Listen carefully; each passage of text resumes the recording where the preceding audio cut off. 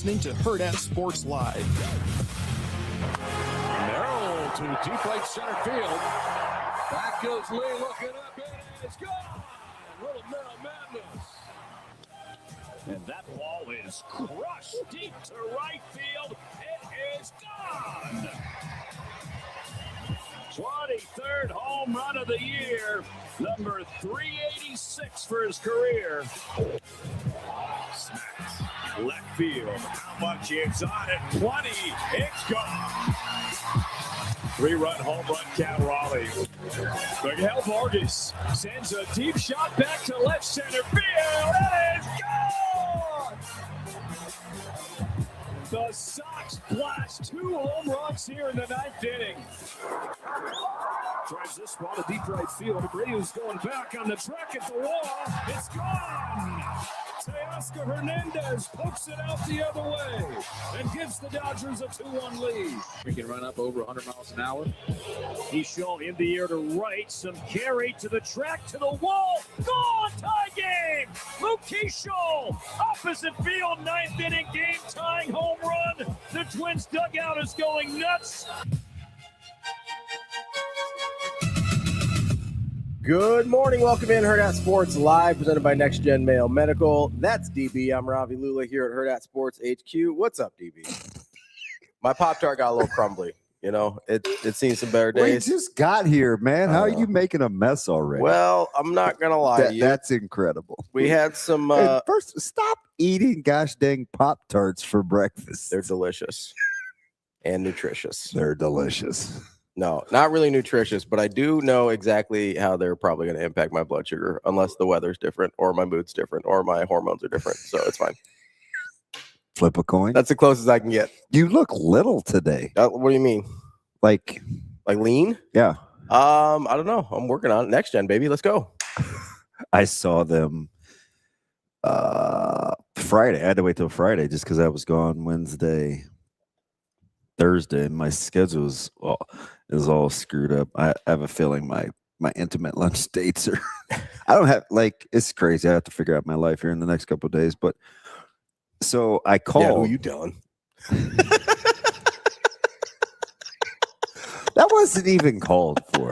Yeah, who you telling? I've been keeping you in the loop. No, I know. I'm just giving you a hard time. More than anybody else, except for probably Aaron. Fair.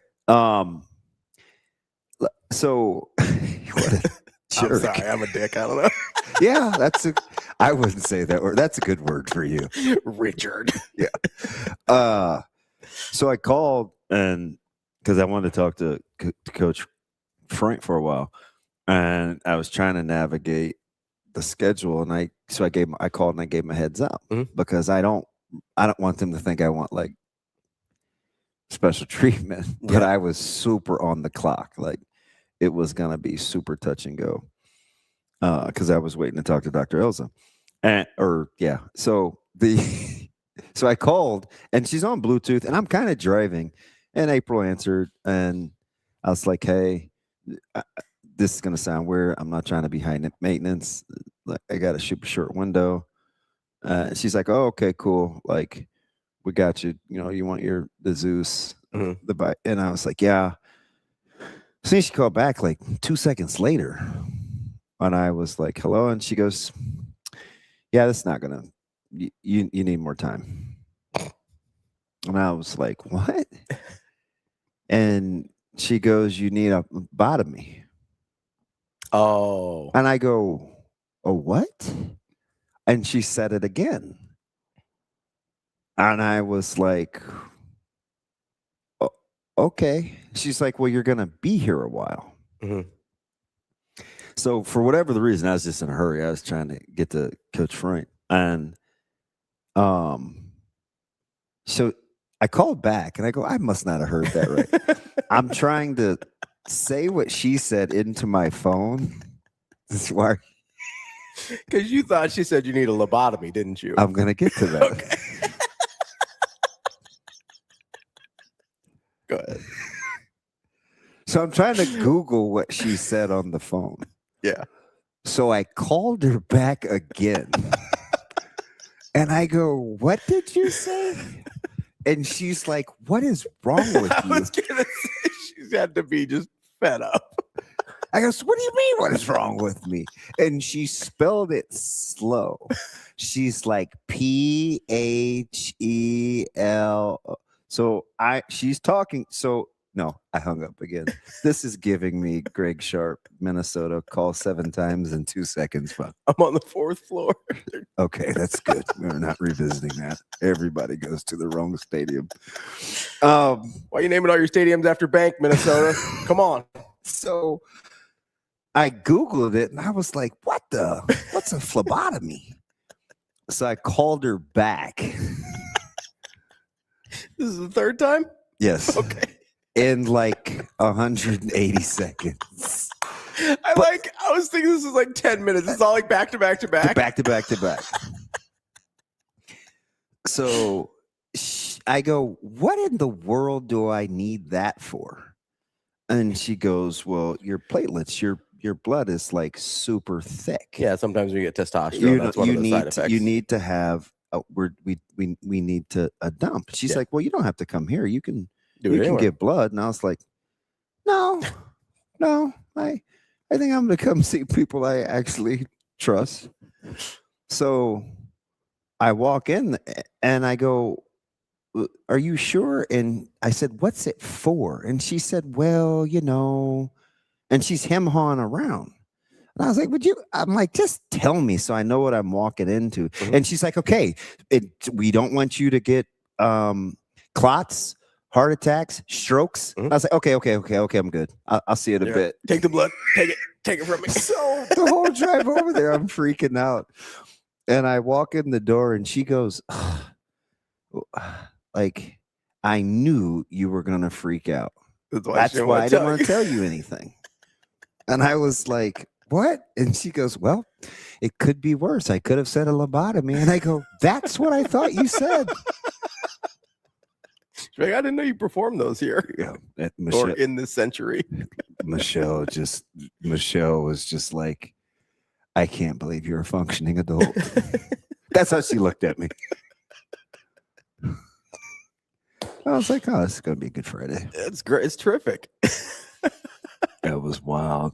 And she's like, make sure you get something in your stomach and at least 64 ounces of water. So I'm with Coach Freud and I'm like slamming those cheap red glasses full of ice water. He's probably looking at me like, you good? You right there, bud? It's like, yeah, I need a lobotomy.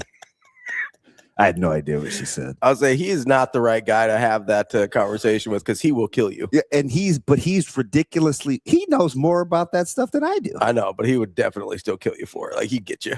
I was like, huh. He's meaner than people think. Yeah, in a good way. He's very direct. Like he's like snarkier than people think. So yeah, you've seen it. I told him, I was like, I don't even know why my co-host likes you. He kind of has a man crush. And then I thought about it. I was like, no, they're kind of both a lot alike. So it's funny because when I go to Westside games, I spend a lot of time talking to him. Yeah. So I've actually spent outside of like the poker games and stuff, I've spent a pretty good amount of time with him. Yeah, he's sensational. Because we just hang out. He kind of holds court on the sidelines or whatever. And he's a little guy now too. I think I can take him. It's like Sip. You got No, I'm gonna get that guy. I'm gonna really get Sip. Although he wouldn't be the first person in the media that I would. Do we want to have a power rankings of people in the media we want to fight? Let's do it. No. I'm having flashbacks of my sermon yesterday. Oh, do tell. It was since they're all good. Yeah, okay. I mean, I would hope so. So we're on like this lifesaver series. Okay. And so are you sure you want to hear this? Yeah, absolutely. So there's like, just because I got excommunicated doesn't mean I still don't need to hear a message every now and then. So I'm just kidding. I'm not Catholic. So so there's some about my pastor. Like what? Is the chat going crazy again? Yeah. What they say now? They're terrible. I don't want to take any shots yet this morning. Well, it's early. Go ahead, get them in. So there's just something about him to begin with, right? Yeah. And my he probably couldn't care less, but like the circle's obviously pretty small, right? Mm-hmm. So I'm like, gosh, I would really benefit from him being on my team, right? Like, this is somebody that I think I could actually spend time with. People are good for. So I think I came on a little strong. Okay. So it's not that he's stiff arming me. He did give me his cell phone number. So, we text, but like when I text, all of a sudden I just dump, right? Because then it's like, I've got him. So it's like the guy that's never had a girlfriend before, and then he likes the girl, and he's like too much, and she's like, this guy's weird. Yeah, a little over the top. Yeah, so I'm waiting for him to tell me that this guy's weird. But anyway, there's like the 4 non-negotiables in almost any relationship, and then what are some bonuses? Conflict resolution. So we got on this thing yesterday about expectations. Mm-hmm. And so it can be relational. It can be like, it's basically any relationship. It could be boss employee. It could be boyfriend girlfriend. It could be parent sibling. It could be husband wife. It's just friend to friend, whatever. Yeah, friend to friend. So some of his analogies with friends was really good about managing expectation levels. That's one thing, real quick, and like, not that this matters for a sports show, but I do think it matters. No, it all matters because I'm going to weave it into sports. I love that. So I think that's one of the places we're worst at setting expectations is between friend to friend. Yeah. Because there's a bunch of people, they're like, oh, I really like that person. But like, if you have, hey, I want to be best friends. It's like, no, this person's like, I just want to see you at parties. Like, it's a very different, you know what I mean? Yes. So that was kind of what he like, was we're so bad about at it with friends. So he said a line. There were a couple like that should be on a t-shirt. And he said, we got to stop holding people accountable to things they've never agreed to. I hear that. Is that not crazy? No, it's like really, when he said it, I was like, oh my gosh. Yeah. That might be the story of my life. You're like, I didn't sign up for that. You can't hold me to, No, I get it. So how does it manifest itself in me though? It causes fear because what do I always say? I'm like, oh, I think I like that person more than they like me. I just don't think they like me. Yeah. Right? Because we never have the conversation. So I thought about like, you know, the funny thing about that real quick is we'd rather be a little uncomfortable forever than be a lot uncomfortable for like 30 seconds. Man, I swear to goodness, he said that a little more like, because he's very clever, but he's straightforward. Yeah. It's a skill. It is 100% a skill. But the emotional intelligence is like, that's how he can talk. But he's just ridiculously funny. And like he said something about Napoleon Dynamite. Yeah. Now keep in mind, this is 8:30 service. There's like not a ton of people in there, and they're mostly older. Okay. And you still go to the AME? No. Oh, okay. Because I was like, that does not seem like a Napoleon Dynamite crowd. Like that reference may not land. Hey, you at your black church? You're an idiot. Do you have any shame? I mean, even a morsel, an ounce, nothing? Not even a little bit. I don't even want to tell you my story anymore. You knew exactly what I meant immediately, though. I get it. So he'd said a couple of things, and only a couple of people had responded. And he was like, "Hey, are you guys with me this morning?" Yeah. So for whatever the reason, I forgot where I was, and he gave a Napoleon Dynamite reference, and I was like, he's like, and nobody here has any idea what I'm talking about. And out loud, like a dummy, instinctively, I go, "No, that was funny."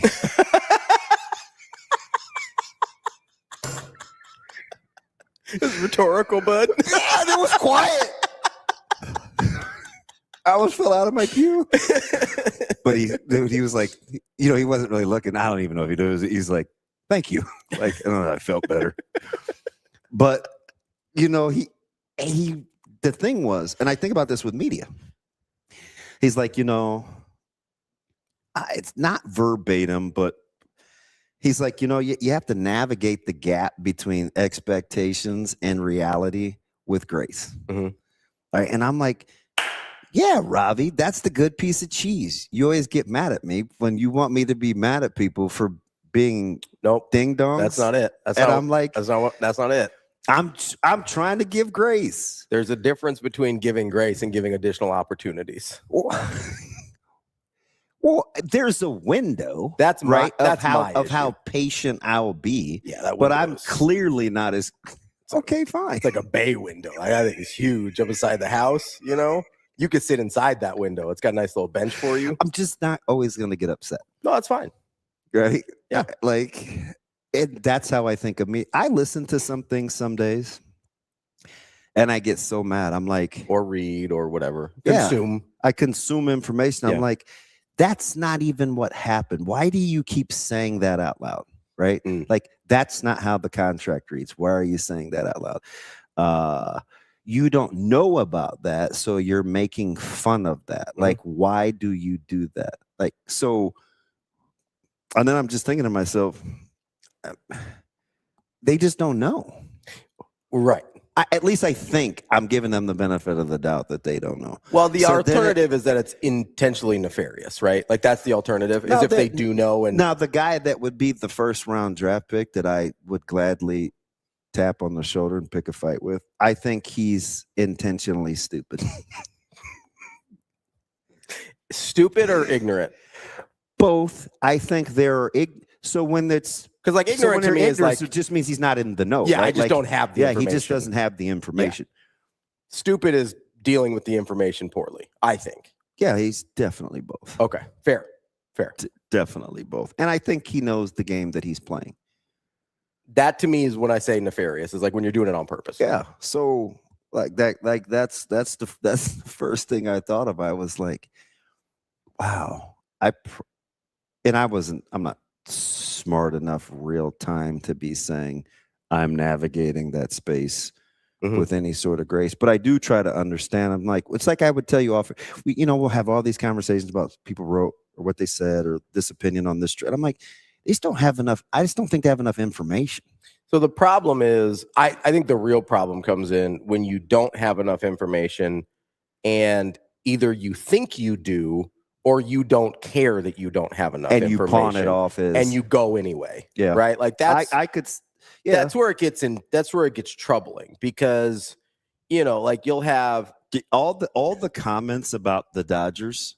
Like that's kind of how I felt like what you were saying. I'm like, or kind of what I'm saying, but then there are people that just don't like the Dodgers. Yeah. So but I'm like, you guys, like, I'm going to give you a hard time about Tarek Skubal, but it's just because I'm going to give you a hard time. Yeah. And I'm thinking, and in my head, I'm like, you understand how the last 3 months works. This is a rental. There's 5 teams in baseball that could redo his deal next year. I think everybody expects it to be the Dodgers, but it's not.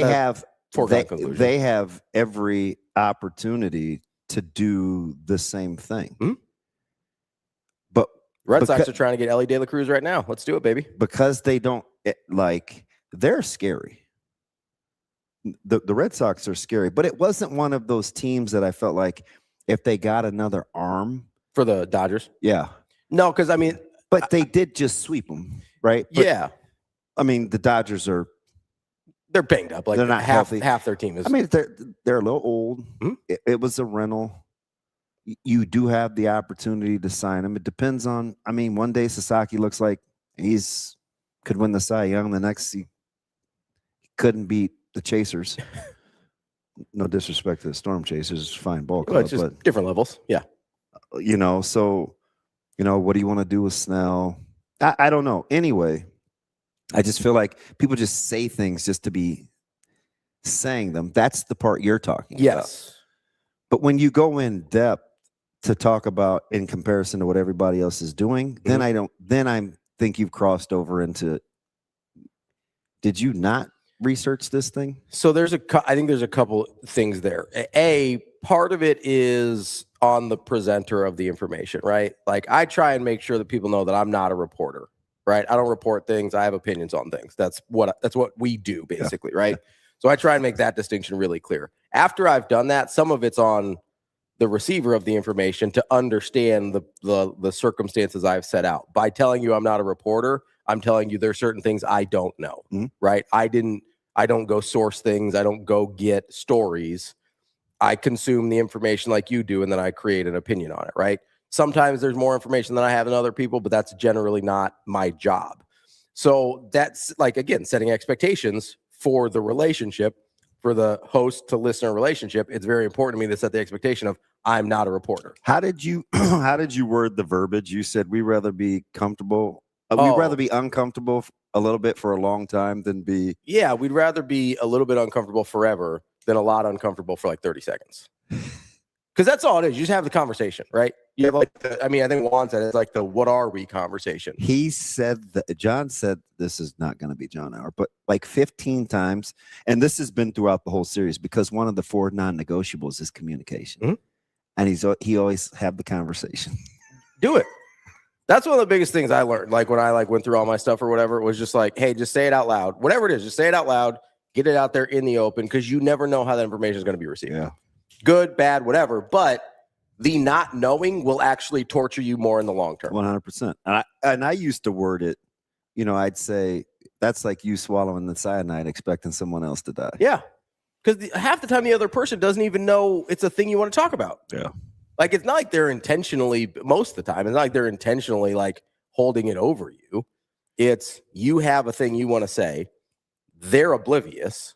Because most people, men in general, are really bad at right? that. But especially like in any relationship, I feel like most of the time when something needs talked about from one side, it's not like disrespect, man. And it's not like a huge thing that's like super obvious. It's like, well, hey, somebody cheated here. Probably need to have a conversation. Like if it's just like, hey, I feel some kind of way about this. Most of the time, the other person doesn't know until you say it out loud, right? They might know you're acting a little bit different. They might know whatever, but they're like.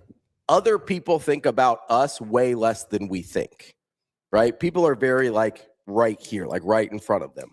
So when you're having these conversations about whether it's relationships or like internally in a locker room or things like that, like they're thinking about us less than we're thinking about the situation. So just say it out loud, get it out there, get it over with, and then everybody can move on, right? Otherwise, you're literally just like stewing in your own nonsense indefinitely until you cross your fingers and hope it magically resolves itself on accident, or you just actually grow the stones. Like me the last 2 weeks. Or you just grow the stones and have the conversation. You're like, hey, here we go. Like, this is what it is. Wow. Right? And once that conversation is over, 90% of the time people are cool because they're just like, oh, I had no idea. That's my bad. Or whatever. Or you get the answer you want.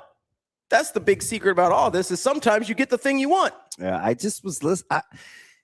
And it's like, am I turning the channel out of disgust? Do I not hit reply and I stew on it? Do I read the, you know what I mean? Yeah. It's just like, I mean, I had a whole back and forth this weekend about special teams on the internet, right? Because Austin and I'm trying to figure out who put the quarter in for that. Well, so somebody tweeted out a clip. I think it was Husker X's and O's on Twitter. Yeah. And then Coach Ben, I don't know how to say his last name, tweeted something similar as well. And so basically Austin and I were having a conversation about it started with the punting thing and then sort of the unevenness of special teams last year with Eckler. Yeah. And my point was I didn't think they reached a point of execution where you could consistently count on them to be a part of winning the game, right? The argument back was, hey, they had a blocked punt for a touchdown. Said you were fighting for your life on Saturday. That was good. What was I doing? I don't know. We talked on Saturday. I know. I'm not sure I left the house. Yeah, you said you were going to shut it down this weekend. Yeah. But yeah, like the block punt for a touchdown against Michigan State. You have a kick return for a touchdown. Was that Michigan State? Maryland. There was a block punt for a touchdown at one point. There's a Kenneth Williams kickoff to return for a touchdown. You had some long returns from Barney. Like, there's one-off plays that helped win those games, right? I understand that. My point was, while they stopped making the I wish, TK. While they stopped making the horrifying plays that actively lost them games, they hadn't reached the standard of execution that would consistently allow you to help win games through special teams, like pinning your opponent back in field position when you cross your own 40. Like that level of execution. And I get that Iowa's the gold standard, but that's kind of what we're talking about here. Whether they've got a Cooper DeJean or a Cade Wetchen or not, they're going to be good on special teams. Mm-hmm. Those guys put them over the top and make them like truly dangerous, but they're going to win games through special teams, whether they've got one of those return guys or not. So that's kind of what I was talking about. And it got taken into Ravi doesn't think they won plays. They had winning plays on special teams last year. And it's so again, I had to reset sort of the expectations of what I was talking about versus what they heard. Yeah, I think it's important. That's kind of been you need distinctions. Yeah, exactly. Like nobody can watch a touchdown, a kickoff return for a touchdown and be like, oh, that didn't help them win the game, obviously, right? But in the context of like last year as a whole and moving forward in special teams, which is what we were really talking about since Eckler left, is I think they can reach a level of execution on a consistent basis to not count on boom plays, splash plays, to be like, hey, unless we get one of these, the special teams isn't going to help us today, right? That's what my goal is from special teams. And then the boom plays are just little bonuses. It's interesting, too, because stuff like that I shrug off. Yeah. But it does. I'm not going to act like it doesn't disappoint me. Sure. Right? But that's not my burden to bear. Yeah. Right. But it's still, then just the fact that I'm human. Yeah, you're a person, right? Yeah. Right. It's like I'm watching all these back and forths with Sophie Cunningham and the foul, non-foul thing. Yeah.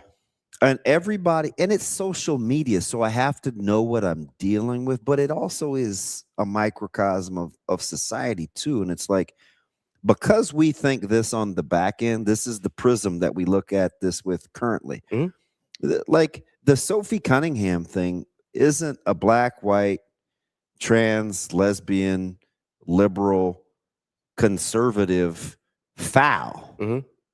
It's a cylinder rule. Yeah, it's a basketball thing. It's a basketball thing. But we want to make it about a bunch of other stuff. So we just use the clip and we're like, oh my God, Sophie Cunningham has lost her teeth. Mm-hmm. And I'm like, you guys, this just happened in the NBA with Mitchell Robinson and Karl Anthony Towns. And both of them received the same thing in the San Antonio series, and it turned into a cylinder rule. Do you remember that, Rico? Am I misremembering? No, I remember it, and yeah, it's one of those rules where nobody really they're like, well, this person's getting hit in the face with an elbow, and it's like, yeah, but they're also like chest to chest with this person. Like you gotta back up, and it's bad on both sides. Mm-hmm. It's like if you're pro or if you're anti Sophie Cunningham, it's oh man, like that's what she gets. And if you're pro Sophie Cunningham, it's the league is running amok and the league is a joke. And I'm like, are we being purposely obtuse or are we just doing this for a bit? Because the rule is easy, but then I see people that should know better. Yeah. So that's the thing. Is like you should know better. You're just gassing the fire and making this about something it isn't. This is just a basketball thing. Yeah. I think there's a really... What did you say off air about... I can't remember how you worded what I was talking about, but you go... Oh, just because you don't understand it doesn't mean there's a conspiracy. It might just mean you're stupid. No, I wouldn't say that, but... Like, just because you don't understand how something works doesn't mean there's like some big secret. Like, no, you just failed biology. Yeah, like textbooks exist, right? Like there's like just because you can't imagine the technology to get onto the moon doesn't mean we didn't land there. I don't understand the idea of a several ton plane flying through the air, and it happens all the time. I don't think planes are a conspiracy. Like I don't understand the Earth, which is why there's an ice wall. Yeah, again, Kobe. Yeah, that's Frager, the cylinder rule. Like that's close to home. Like, why all of a sudden did we take up arms over this? Because here's part of the problem. Here is we let our emotions about how we feel about something dictate how we want something to be legislated. Like just talking about sports here. I'm gonna be careful. Just talking about sports here. Like. If I'm, are you telling me I'm not going to? Well, like so with the Knicks Spurs series is a good example of this. I wanted the Spurs to win. Or no, this was Timberwolves Spurs. Yeah, so that was how you painted Wembanyama. Yeah, so like when he's elbow some dudes in the face, I'm like, no, that's clean. Come on, man. What's he supposed to do? That dude's face just happens to be at elbow height. Do you remember that whole 20-minute demo and me melting down? Yeah, Rico? because I got up and I was like, look, see, that's a basketball move. That was such a stupid, because you were actually doing a basketball move, whereas he did not. Listen, I'm not 7'5", so I don't really know how limbs work at that size. Like, it could be a basketball move. How long does it take for the message to go from brain to elbow? He didn't know. Exactly, right? Like, there's a lot of neurons in a 7'9" wingspan, you know? But that's what I mean. Like, and so we take that, but like, I'm aware I'm doing it because I'm like, yeah, I want the Spurs to win. You can't suspend them in that situation. It's the same thing that happened with like LeBron and Draymond. Like, if LeBron's on the ground and swipes a Draymond's ball bag, like, then I didn't want to say junk for some reason. I landed on Ball bag. I think that might be worse. Probably take junk, given the two. Yeah, it was bad. It was a bad choice. You could have just said balls, and that would have worked better than ball bag. Okay, carry on. Like, if the roles are reversed, it's like, yeah, suspend him or whatever. But now Draymond, I'm like, league had it out. League had it out for Steph. You know what I mean? Like, but I'm aware I'm doing it. That's part of the difference is like, I understand in all likelihood. It's like, yeah, Draymond's pretty dirty. He gets officiated a little different, but it's like, yeah, he swiped at the guy. Like, that's a tech. He had 17 of them. You're out. Sorry. Like, I understand that on a logical level, but we let our emotions dictate how we process information. That's a real problem. It's at an all-time high, though, I think, especially for social media. The other problem is we don't trust anyone else's agenda, right? Like, I landed on the special teams thing. I landed on a pretty good place with Coach Ben because I was like, who are we talking? I need to go back and look at that, but carry on. I don't know how to say his last name, so I don't want to butcher it. It's just a lot of vowels. So we're having this conversation. I was like, hey, let's reset here. I was like, I've never been anything but respectful to you. We don't know each other really. Like, let's leave the kind of the snarkiness out of it if we're trying to talk ball. And he was like, you know what? Cool. You're right. Let's have that conversation. And it was good. Like, we were fine after that. But if you're not willing to pull that Band-Aid real quick and be like, hey, let's not do this. Otherwise, I'm probably not going to continue this conversation. Or have somebody else who's willing to be like, you know what? I am just trying to talk about ball. I don't want to make it about other stuff. That's where you, like, again, have to reset those expectations so that you can have a productive conversation as opposed to just like bickering at each other. Because otherwise it's going to be like, well, the media doesn't listen to the fans. They all think we're stupid and whatever. And it like goes just round and round into this little whiny fest. Where that was Josh, right? That wasn't Ben. I'm just looking. No, it started with Coach Ben. It's a something Audi. Yeah. So he was one of the ones that quote tweeted it. Him and Husker X's and O's, and then him and I had a pretty productive conversation. I don't think Husker X's and O's ever chimed back in, but other people see it and they kind of. Oh, that's disappointing. Ben thinks that the media thinks that they know more than him. Well, that's where I kind of reset the expectations. I was like, hey man, you and I have never had that. Because he's like, facts, never been more disconnected from Husker media because of the constant, we know more than you do. So shut up if you aren't fully sold on this regime. Yeah, I don't know who's saying that though. Is it in reference to, do you know anybody that's like, first of all, even if I'm all in on the regime, I would never say I know more than you. At least I don't think so. I mean, there are certain circumstances where I do have information and they don't. Yes. But I'm not going to argue that. But also, I would argue even who in the media would know. The other problem is, I kind of have an issue. There are people who pretend to know. We're probably talking about the same guy. But anyway, yes. Carry on, my wayward son. Here's the other part is like, even if it's not a no versus not no thing, I would argue that there's very few people in the media right now that are all in sold on the regime. Oh, was it the guy that Kobe just said? He didn't start it, but he definitely hopped in because he saw some interactions. He's like, I got to get in there. So, I never knew that guy actually liked me, but I think he does. I've never talked to him. I haven't either. So I asked you guys, I was like, do I have to reconsider? Apparently I've been mentioned a few times, but it's usually not positive. You used to be a favorite. He's never had said that I know of anything negative about me. He likes you, DB. He used to like Ravi. I don't remember what he said he was out on, but it was recent. Yeah. Do you know what it might have been? Yeah. So I get a little confused, and not that you've had 100, but it was probably like one of 10. There was a stretch about 4 or 5 months ago, Rico, where Ravi was mad like every day. Remember? And what was the one? We were getting good clips out of that. Austin will know. It was the one you had to defend for like 7 days. Yeah, I remember the experience. I don't remember what the topic was. I think you were mad at the fans. I can't remember. Was this the donors thing? No, see, It might have been the playing the New York, like rule in New York. That I did have a meltdown about that. I didn't think that was the 7-day one though. The donors thing was a mess because people were being disingenuous about what happened. Exactly. That's why I got mad about that one. But I don't think that was the long one. No, I don't remember what it was. I don't even think I agreed with you.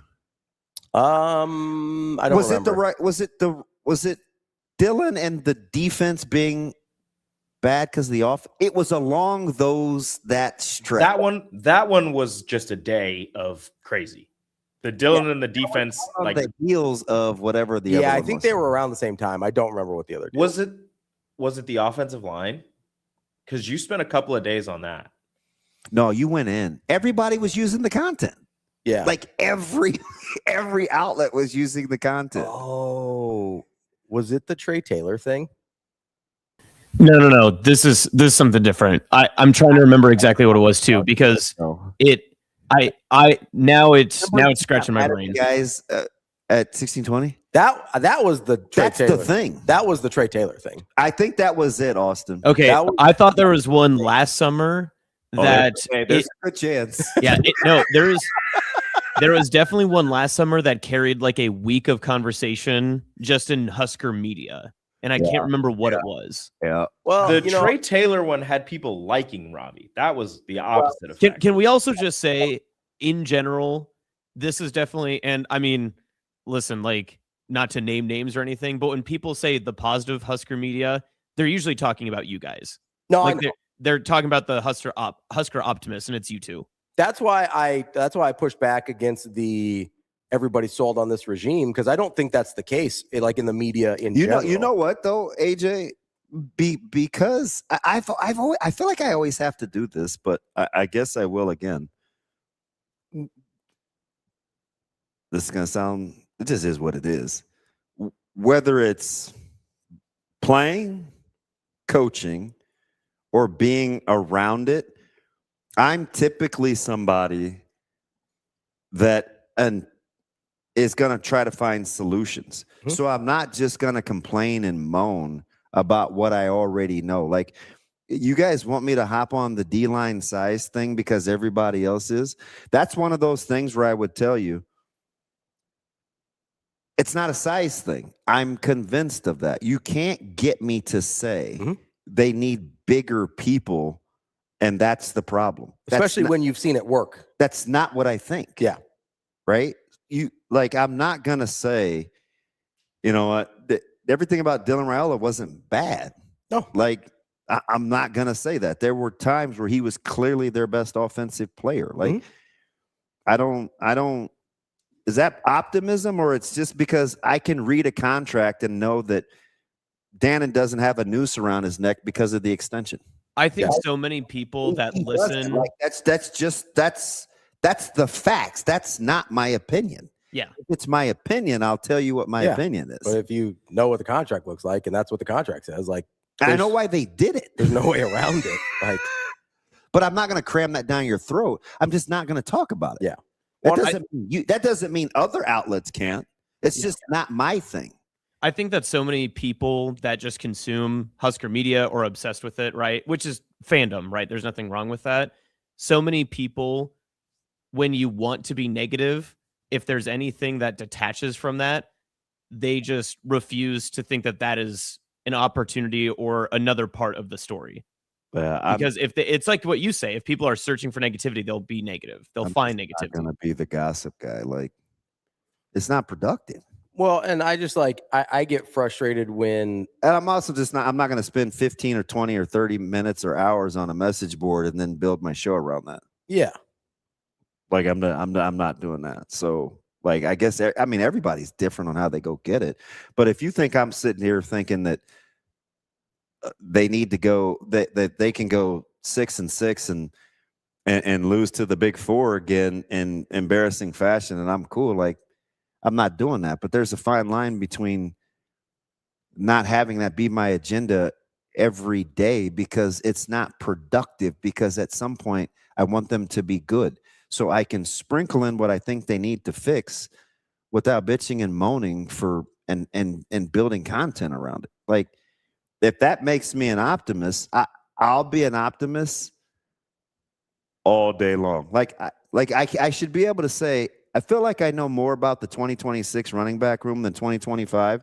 And you think that the 2025 room, because they produced Emmett Johnson, was better. I feel like we should be okay there. That doesn't make me an optimist. No, I'm just telling you that I know more about this room than I did last year. I have fewer questions about this room this year than I did last year. Yeah.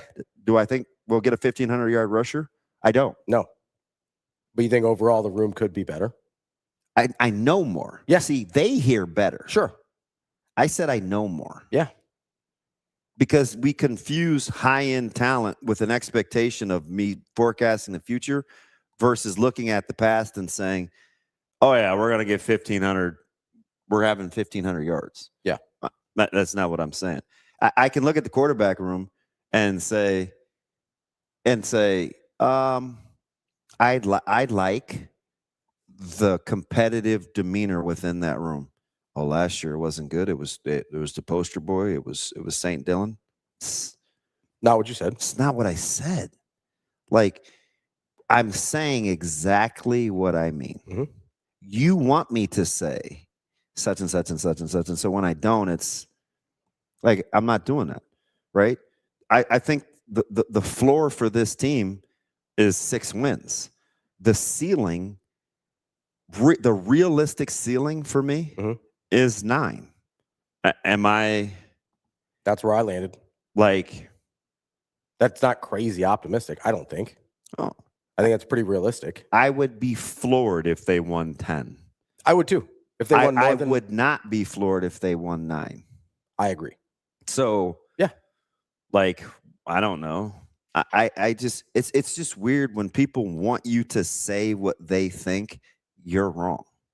Yeah. If you don't, like, not just wrong. I'll never be that guy. Not just wrong, but the problem is they'll then go to delusional or apologist or homer or whatever. For 51 years, I've never been a guy that just focuses on the problem. I know the problem. Yeah. We're aware of it. Like, we know what the problems are.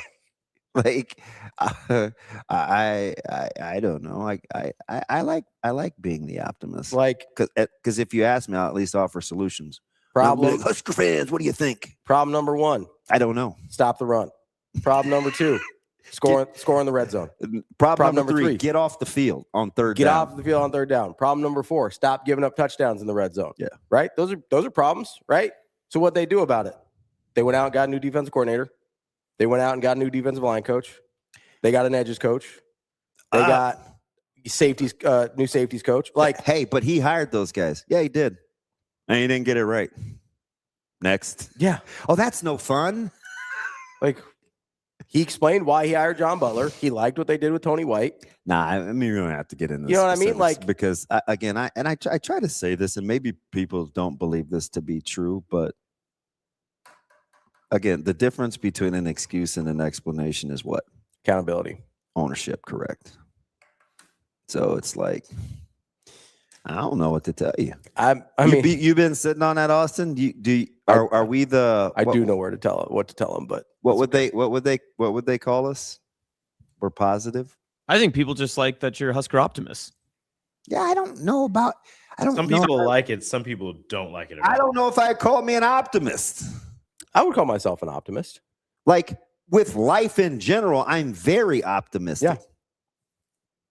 But like, am I a Husker optimist? So here's the problem is when people are pessimistic, they call themselves realists.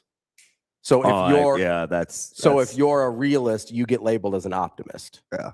So that's like we shifted the paradigm because people that are pessimists don't want the anchor of being negative around their necks. They're like, no, I'm just keeping it real, man. I'm just keeping it real. And it's like, nope. With opinions. With whatever, right? Yeah. And so if you are trying to like look at a situation objectively and not inject your own emotions or opinions into it at the initial part, obviously what we do is inject opinions at some point, but then you get labeled as an optimist because you're not willing to wrestle in the mud with everybody else. I didn't know you and my man WD-40 had issues because he likes our show. I wouldn't call it beef. It's just like well, at least he said he liked our show. He said, he basically just said like, hey, used to be one of my favorites. I'm out. Like, I wonder, that's funny because I think that about every 5 minutes and I'm in. And you still here. I'm in. I mean, I love the hiring thing because it's like, let's not pretend like Nick Saban didn't hire like Major Applewhite. You know what I mean? Like, oh, I know. Like, you know what I mean? Like, good coaches hire bad assistants sometimes. It happens. And not even just bad. Like, Terry Braden's a great example of this. He's a really good fit in Kansas City. He wasn't a good fit here. Oh. Right? That doesn't mean he's a bad coach. Yeah, I mean, he's a bad fit. Yeah, and I could say there's not a person on the planet to tell you that wasn't a good hire. Yeah. I had somebody still this weekend tell me it was a good hire. And it's like, listen, resume the whole thing. Like, I get it. I was excited about the hire when it happened. But Coach Rule had worked with Terrence Knighton for however long, a decade. He didn't have that kind of shorthand with Terry Braden. You don't have that kind of shorthand with people you haven't worked with before. So people get mad about hiring people you know. This is why they do it, because they understand the chemistry and they understand you can work together, right? When you hire outside of the people you've worked with before, you're always rolling the dice a little bit on chemistry, on aptitude, on work ethic, on everything. A lot of people interview well that can't do the job. Right? Like, that's just kind of what it is. John Butler, obviously a really good coach. He's been doing this for a long time at a high level, right? Good football coach. Bad fit for what Nebraska needed, right? That's all it is. So you look at it and you go, I mean, on paper, I don't think this is a hot take. On paper, you could look at John Butler and Tony White and say John Butler has a better resume for the Nebraska DC job when they got hired, at the time of them being hired. I think you could have made that argument. It's very close at the least. Okay. So we go back in retrospect and be like, well, we liked how Tony White worked out. We didn't like how John Butler worked out. So one was a great hire and one sucked. Or was it the same process and things just don't always work out? That's the problem, that like we will condemn a process because we don't like the result. I agree with that, Captain. I agree with that. And I think they know that. Here's my question, though, right? Yeah. What's the reason you want to move on from Matt Rule? To win more, right? Theoretically, unless you just decide you didn't like him. I think so. And let's listen, hear my heart. Yeah. I think we're talking about a small minority. I agree. Right? Like, and I don't know how we morphed it. I'm blaming John. Pastor Weasel, this is on you. He's probably not listening, but maybe he's a fan. This all birthed like the delivery process and like the stressors and anxiety level of what's going on in social media with sports, right? Because we were talking about you can't hold people accountable for something they never agreed to. Yeah. Which is that's a stance that a fan would tell me all the time. Like, this isn't what we signed up for, and we've given this and we've done that, and this isn't what we agreed to. All right, like, I'm not gonna hold you accountable for that. Like what I say, I'm never gonna tell you how to fan. I'm not gonna tell you how to be a fan. I will, because I'm a jerk, but it's fine. But again, to go back to what I think should be on a t-shirt, and maybe like emotional maturity or whatever your thought process is, maybe grace isn't a term you want to use. Right. But when you hear like navigate the gap between expectations and reality with grace, I don't know what semantics word is close enough for you or for whomever we're talking to is, but when I hear that, it's just like, okay, this is what, and sometimes it's my expectations on how I want them to think. So I have to navigate it too. It's not a one-way street. Mm-hmm. Right? It's like when I say something, sometimes I'm like, guys, I'm telling you, like, why won't you just believe me? Yeah. And then I get frustrated. Right? Like I need to be doing the exact same thing. Right? Whether it's the tools in the tool bag, they made it a hammer and nail and all they got is sandpaper and a saw, or vice versa, or whatever. Like I have to understand, like, meeting people right where they're at doesn't mean you have to lower your expectations and what you expect them, because you would always get mad at me for that. Right? And I'm just like, it's just in the moment. It's just for right now. Yeah. Like, because I say just because it has been doesn't mean it always will be. Doesn't mean it always will be. Right? Like you can allow for growth and change. Like that's like if you really want to know my person, like that's my personality. That's one of the places that we differ the most. Me and you? Yeah, because you want to allow, especially since you coach and especially younger, like high school kids, stuff like that, you want to allow for growth and development. Well, I think it's primarily because I failed. Sure. But like I've made some horrific mistakes. Yeah. And I am kind of at the point where it's like, hey, I'm going to play the odds here and trust who you are showing me you are. Yeah. Right. No, I get it. And I'm not saying there's a right or a wrong. I get it. I wish sometimes I had a little more grace for people. And I wish I had the ability to slit more throats. Right. I know people joke with me about the serial killer No, but thing, like I should have cut a lot of people out a long time ago. And that's something I'm pretty good at.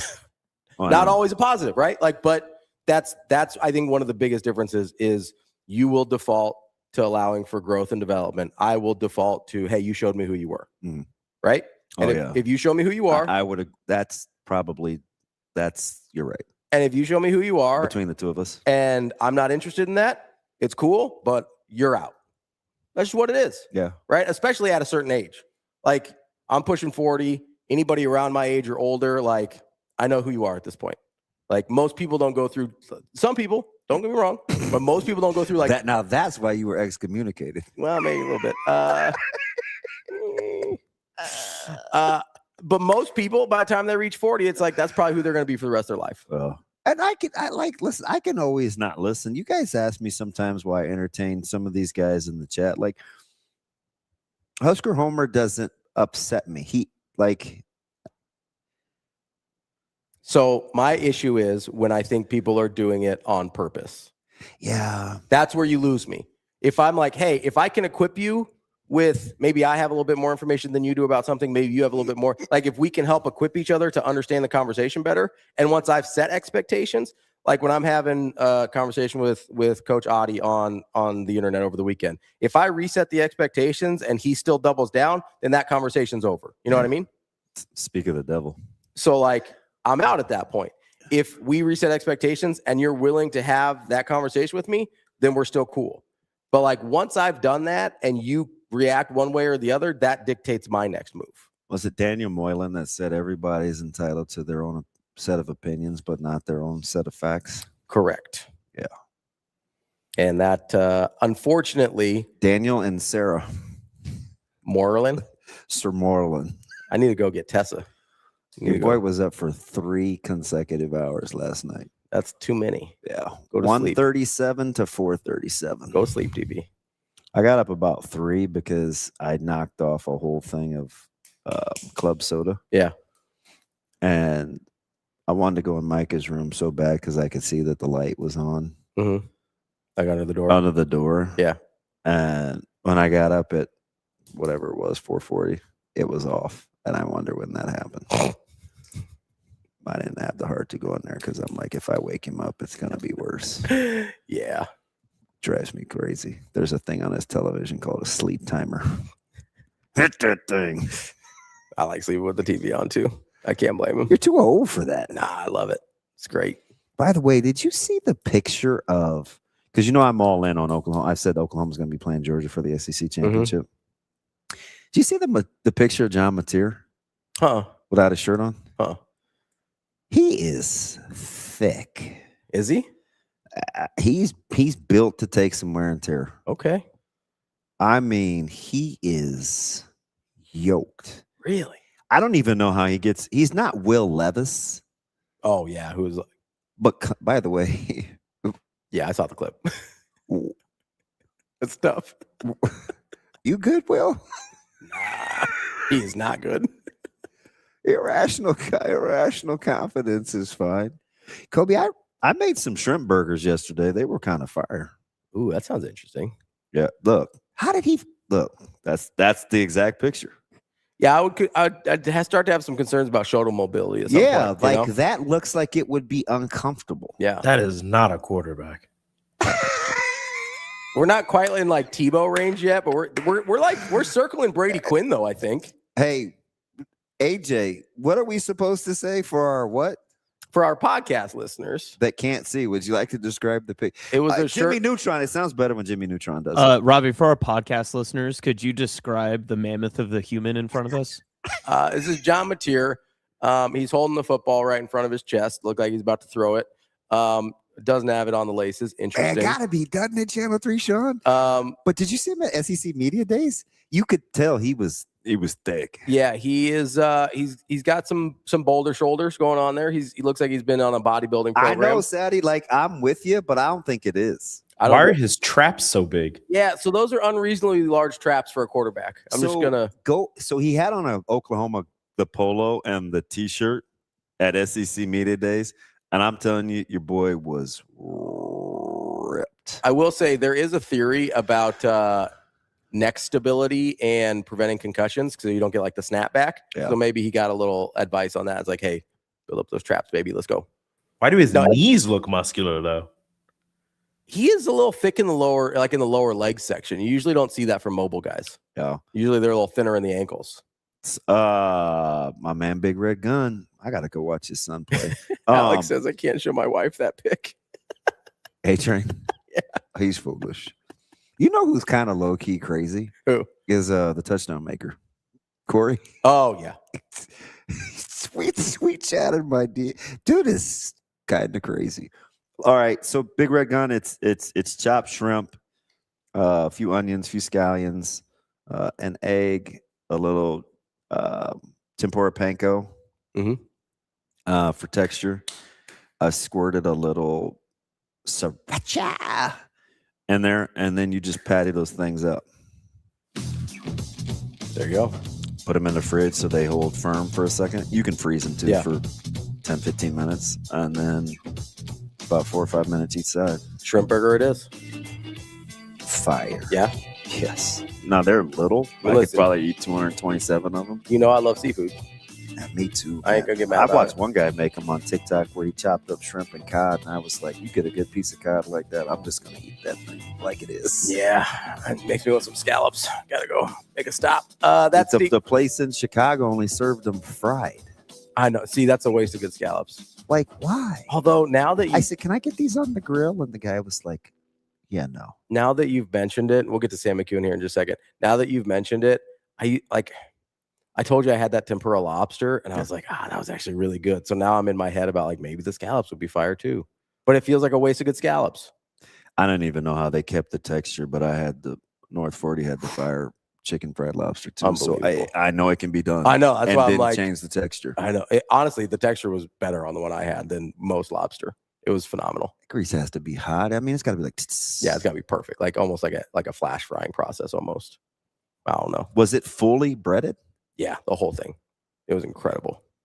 Well, you didn't take a picture. Nah, I just ate it. It's not what 2026 men do. I mean, don't get me wrong. I'll take pictures of my food every once in a while, but it looked too good. I just ate it immediately. Oh, Corey's actually in the chat. Let's take a quick break here. That's DB. I'm Ravi, Lulla, Sam McKEWON from the Omaha World Herald coming up next.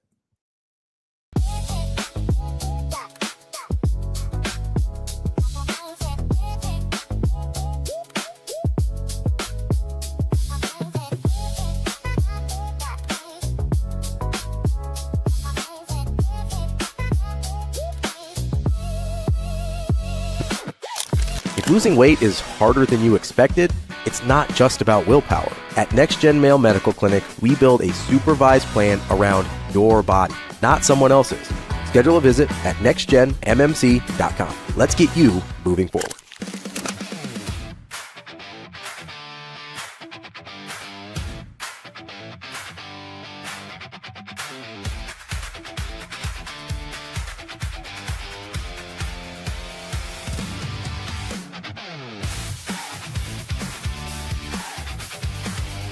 Feels like a tireless job right now. What motivates you personally to push Omaha forward to the highest level every day? Well, a lot of times it's the people you're in the trenches with.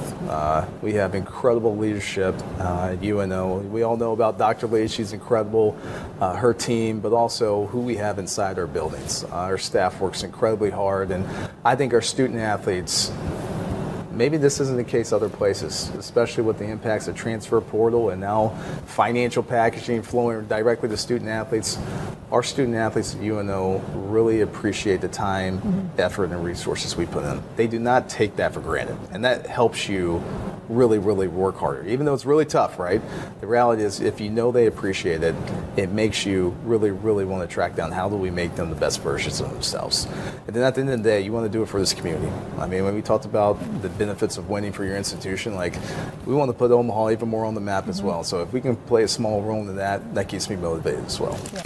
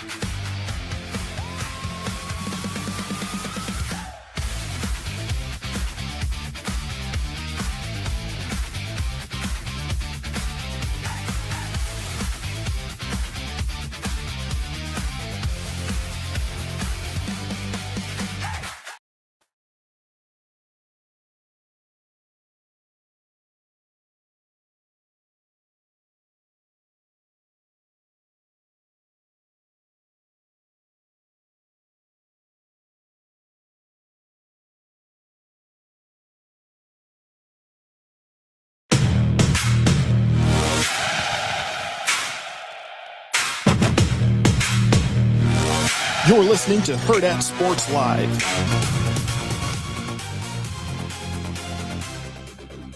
Welcome back, Hurrdat Sports Live, presented by Next Gen Mail Medical. I'm Ravi, Lulla, DB here with me as well. We are joined now by Sam McKEWON from the Omaha World Herald. Sam, how are we doing this morning? I'm great. How are you guys? Green eggs and ham. We were just having a very spirited conversation this morning. How about you?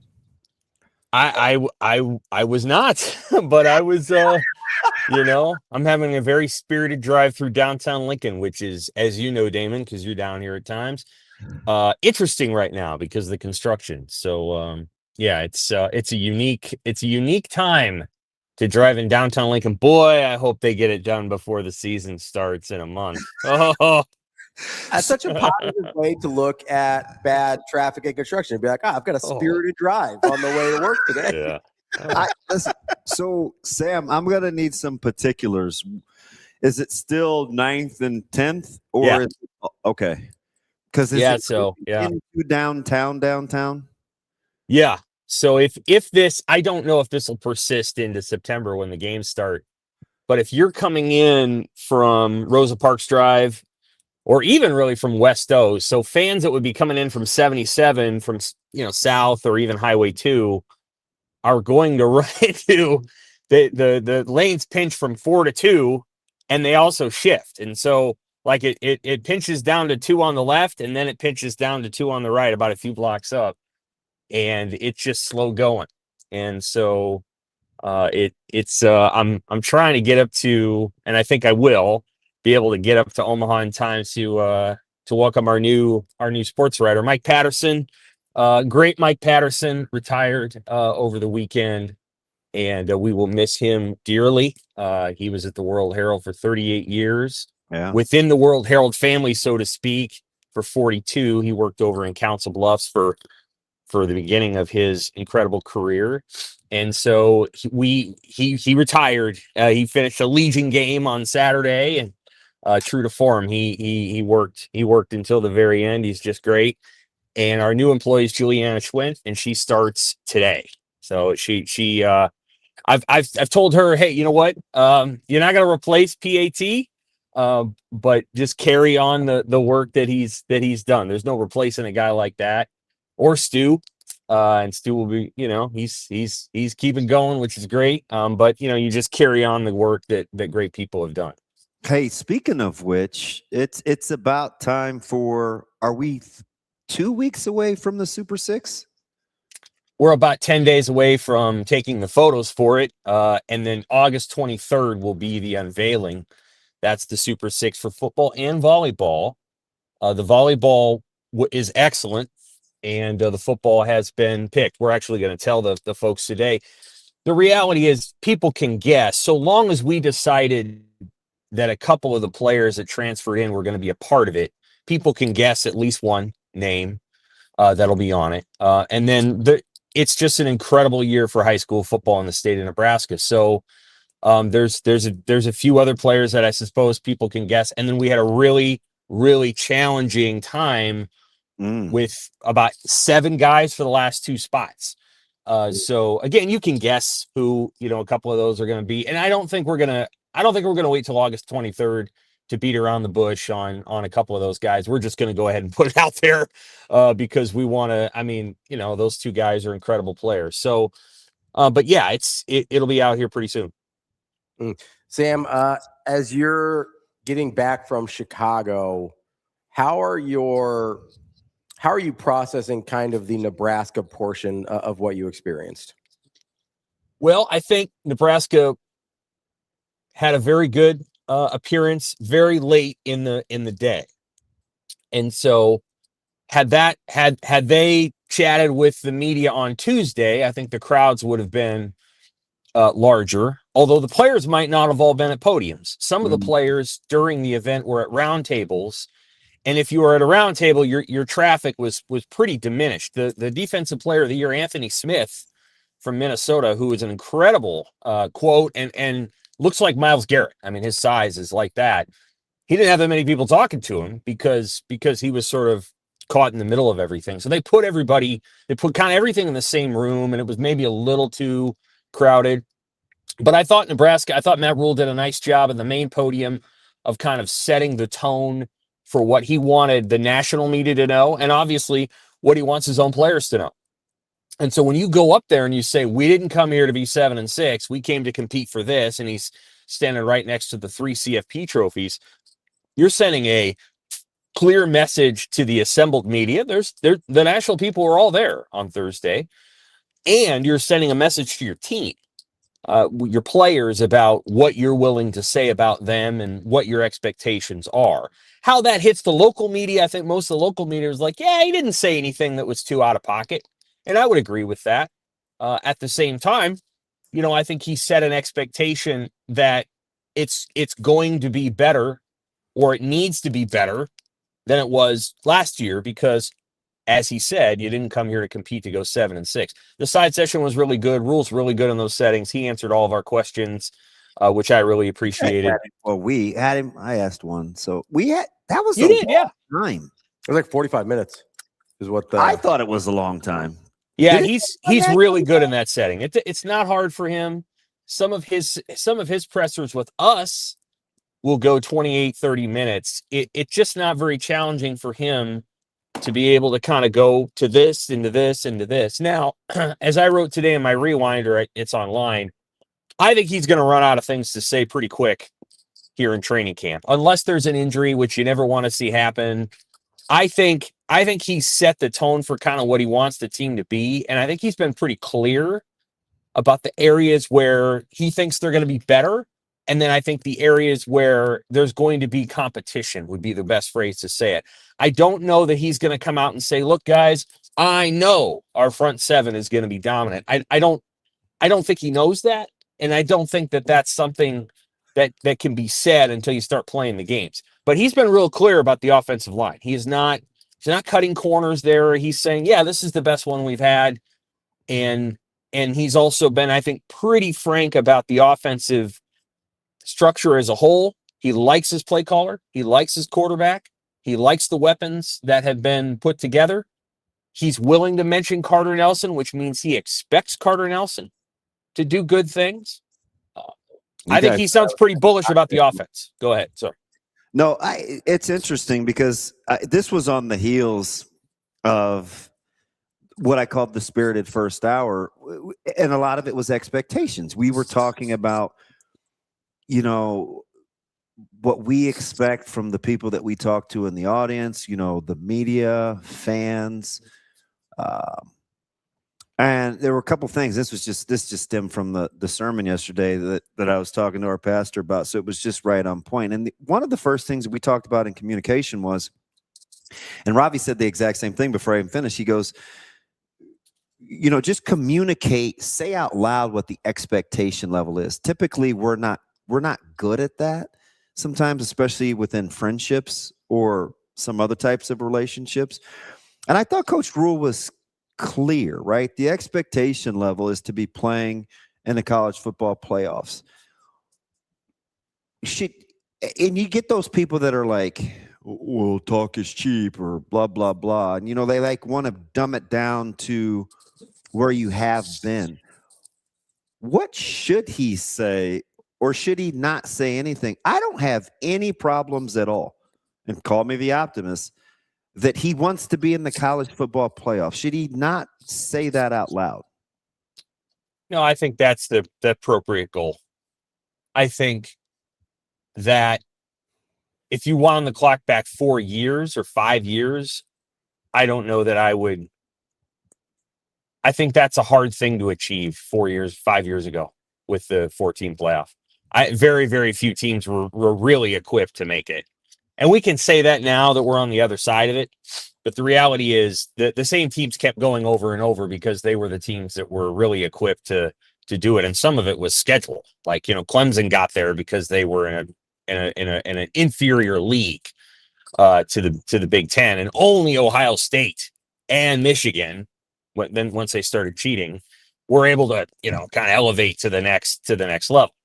And so I think now that's an appropriate comment. And when it's 24 teams, I think it's just that we need to make it. Like, I don't think at that point that you're doing anything much more than just saying it's kind of like the NCAA tournament at that point, because I don't know how many spots there are for power conference teams in the NCAA tournament, obviously more than 22, which is what it'll be, or 23 if it went to a 2014 playoff.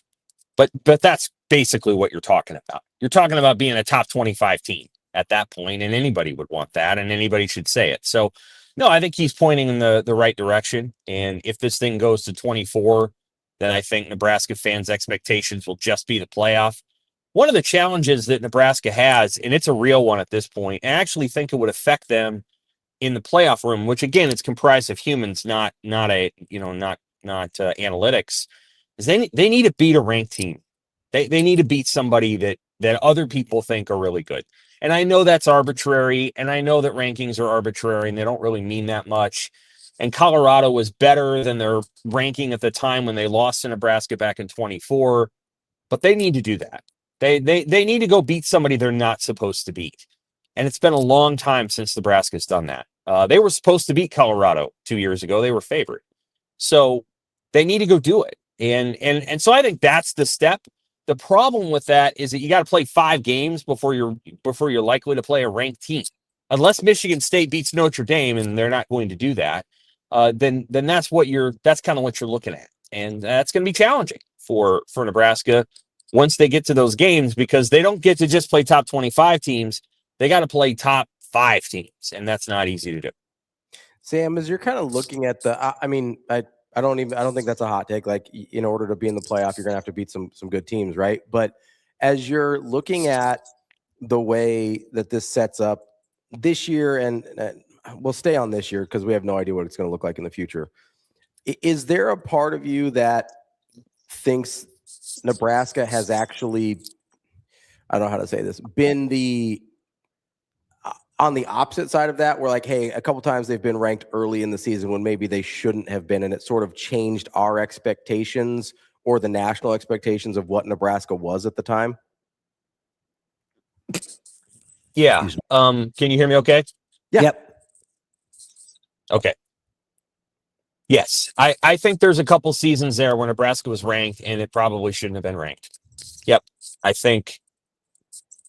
do think the 2019 team underachieved a lot and should have been a ranked team. That was a good football team that, for reasons we don't need to rehash, was mismanaged and poorly coached and did not get where it needed to go. And that was the season that I thought kind of put Scott Frost in a tough spot, because that was a pretty good team that should have done better than it did. But yeah, I think back in 24, it was a little premature. I mean, I know they got in the rankings after they beat Colorado, I guess. Colorado wasn't ranked at the time. So yeah, I mean, I thought they probably shouldn't have been ranked then. And then there's probably another season, I can't really remember, where they were ranked and they probably shouldn't have been then either. So yeah, I mean, I think at times that's been the case. And Nebraska has underachieved a little bit. I can't understate it. Again, it doesn't matter now. The 2019 underachievement was a big deal. There was like a 5,000 word story written about Mario Verduzco in the preseason of that year. I was just reading it again. It was really good. It was by Bruce Feldman. Everybody was ready for Nebraska to be really good. Like, that was the feeling. This is going to be not a national title contender, but win the West, 10-win team, Adrian Martinez, Heisman, and it just didn't. It did not happen. And it really isn't anybody else's fault but the guy running the program at the time. Like, we just got to be honest. There was other unfortunate things that happened, like COVID, but 2019 wasn't COVID. That's just not good enough football. And for a lot of reasons, mismanagement, player on the team that shouldn't have been on the team, all kinds of stuff. So that would be the one year that I'd say, yeah, they just underperformed. But those other years, they probably got ranked too quickly. There's still a lot of people that really want Nebraska to be good. National media wants Nebraska to be good. Mm-hmm. They like Nebraska. They do. They really do. They like the stadium. They like the story. They like the history. That group of people is more fond of Nebraska than Big Ten media, and in some ways, some of the local media, because the local media is, seen a lot of losing. Mm-hmm. Whereas the national media remembers what Nebraska used to be. And I think they would like to see Nebraska get back to that. Sam, when you talk about the sentiment of the local media versus the national media, obviously we got into that again this morning with the expectation levels and negativity and kind of how many people we think are represented in that negative vibe. Right. Mm-hmm. This is a thing in the off season. You've written about it. The expectations are come across as never have been lower. And I don't know if I believe that internally. I think the crazy thing is I don't think the expectations have ever been higher internally in the last 6 or 7 years. What do you think we're setting up for with the reality of when this season actually plays out, where some fans think we actually are as a program versus where Nebraska internally thinks they can be? Because at the end of the day, only one of those in reality really matters. Right. I think that the quality of the program is important. So it's not just, it's both who you beat and how you play. And so, like, if you beat a really, really good team, you can be lucky and do that, and I think people would be fine with it. Like, by the time Nebraska beat Michigan State in 2015, and they beat a really good team that day, I don't think Nebraska fans were like, yeah, but Brandon Riley was probably out of bounds. They didn't care. Like, they're like, however you win, you win. But if you're playing teams that you think you ought to beat, like the week before that 2015 team lost to a terrible Purdue team, then I think how you play matters. And I think Nebraska football fans are relatively well-versed in what really good football looks like. And I'll be candid. Last year, there was a moment or two, and it was against Akron and Houston Christian, where I'm like, you know what? This team actually performs in a way that's indicative of a good team, even though they're playing bad teams, and those teams weren't very good. Nebraska's playing like a good team would play a bad team. Mm-hmm. And you're like, yeah, this is how it's supposed to look. And you're kind of nodding your head. And then, and then they played Michigan, and Michigan's a good team. Don't get me wrong. Michigan's good. But, Nebraska didn't quite play up to that level. And then they beat Michigan State and Maryland. And, I love the way that Dylan rallied in the Maryland game, and I thought that was special and important. But the way they played those entire games were not elite. And then they go play the way they did at Minnesota. And I just, the loss to Minnesota, like Rule was making a comment about how people ripped him for going to the Knicks game and all that stuff. And I'm like, that's a very small sliver of the fan base that's on like Twitter. Mm-hmm. Let me tell you, that's a puddle compared to the lake of frustration that people had after the Minnesota game. That one, that's the one that you gotta, people don't want to lose to them anymore. And people are used to kind of make fun of PJ Fleck, but they don't anymore. They actually are like, this guy keeps beating us. And it's annoying.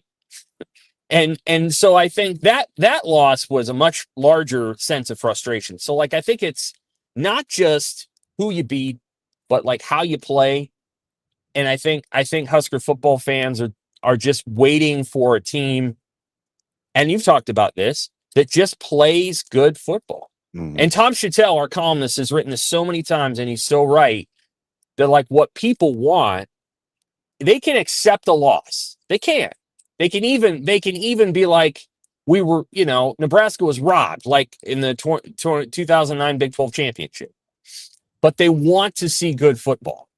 And I think there's a sense that like Nebraska's football team wants to give that to its fan base, but it has fallen a little short there. And I think Rule would agree. I think Rule would say, we haven't maximized our opportunities and necessarily bagged a big win, like if they had beaten Ohio State that year, or B, played our best football against teams that we were either as good at or better than. I think of the 23 Michigan State game, when I think Rule would probably say that wasn't our best game, and it came against a team that wasn't very good.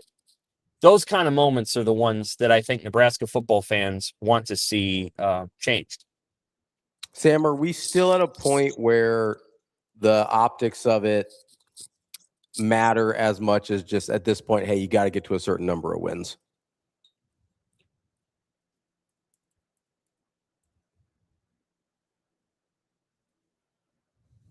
Sam, still with us? Mm-mm. I think we lost him.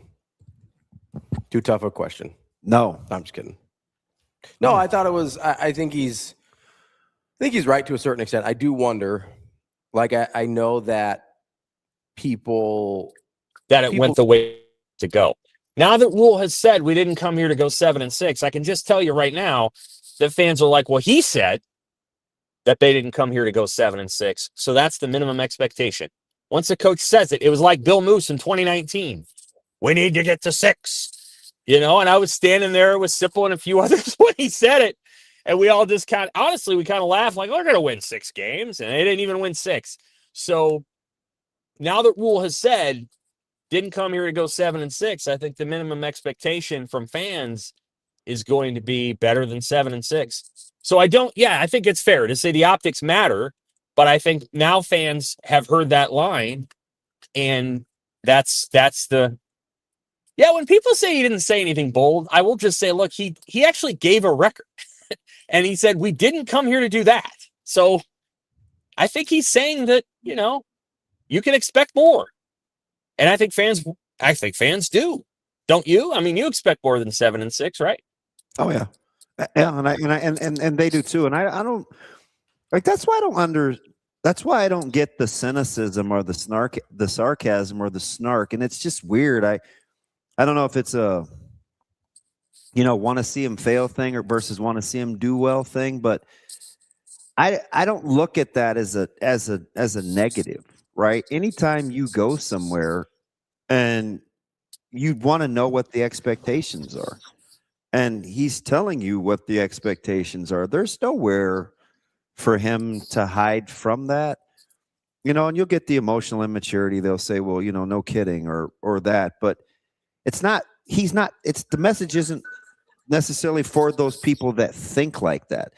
It's for people that we think because of either a contract extension or this phony noose that they think is tied around Dannon's neck because of the contract extension, that winning isn't important, right? Like, that's why it's important to say that out loud. If you don't believe anyway, he's not talking to you, right? I just think it's interesting how there's no harm in saying that, because those that need to hear it heard it. And if you don't need to hear it, then you just move on. Right. Couple thoughts from what you just said there, which was really good. Yeah, I think the snarkiness comes in and just based in historically Nebraska has either talked a larger game or been hyped up at times by the local media and then not achieved. We're past that moment now with the local media. I do think we've moved past it. There was a moment where Tanner Lee was going to throw for 4,500 yards and 40 touchdowns, and nobody was ever going. I mean, he was going to break every record. And I remember some people writing that and then, what in the world? Like, come on, man. And it just wasn't. It wasn't so. I think I will say I picked them to go 7-5 that year. And other people were like 10-2, and okay. So I think there was a period of time where it was overhyped. I also think that because Nebraska has recruited better than its record, I think the sense of like it's always around the corner was always something that people talked about. Oh, they look at all the 4-stars they got. Well, they out recruited Iowa. Eventually it'll kick in. And what I started to say is like, listen, recruiting classes 11 through 40 are really not all that different. The gap between recruiting class number 1 and recruiting class number 10 is like 3 times larger than the gap between 11 and 40. People are clapping for something that's basically the difference between a B plus and a B. And so that was one thing, is that I think we got over our skis about recruiting numbers. And so people backed off of that a little bit. But I also think it's just the losing of, losing every big game. The Minnesota game last year, it had a whatever. And the Penn State Iowa thing did too. But I think everybody understood why they lost at Penn State. Like, well, there's the Penn State team. I think a lot of people picked them to lose at Penn State. And then the Iowa thing was frustrating, but Latif got hurt early, and nobody expected Nebraska to win the bowl game. Nobody I spoke to thought they would win. So I think it was that Minnesota game that really set people the wrong way. Like, man, again with this. And so, I think there's that. But I also think that, yes, Nebraska internally feels good about this team. I think I understand why they feel like this is a good team, and maybe the best team that they've had under Rule. I can tell people, and Damon can too, that when Rule got there in 23, he wasn't 8-4.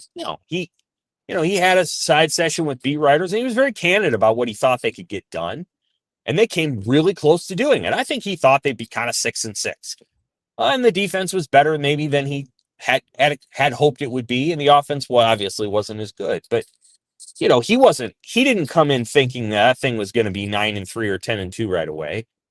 I think he didn't think that.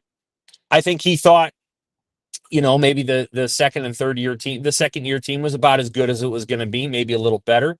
I do think they expected more out of last season, and they made a bunch of changes when things didn't go according to plan.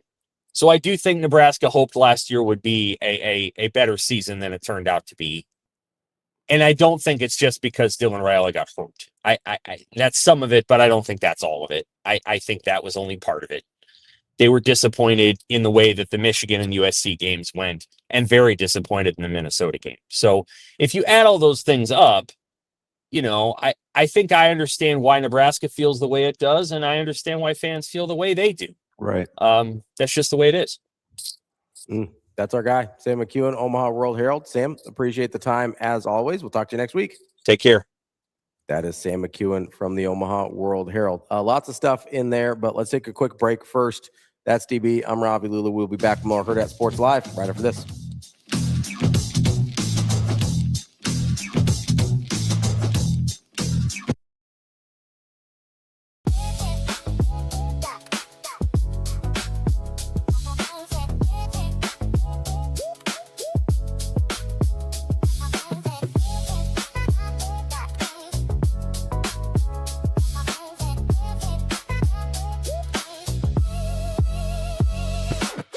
How much did that Texas A&M loss motivate this team, and how much do you guys still think about that? I feel like over the years I've learned that there's so much more to life than volleyball. And, all these former players at Nebraska will always come in and talk to us and be like, just stay where your feet are and be grateful for what we're doing now, because at the end of the day, you're not going to remember the wins and losses. And I know I said this in the press conference after the game with Becca, but it is so much more about the friendships and the memories that you have. And it's hard to feel that in the moment, but it's true. And I know when I would hear people come in, even Kelly Hunter would tell us that all the time. And I'm like, Kelly, right. You're not mad about losing?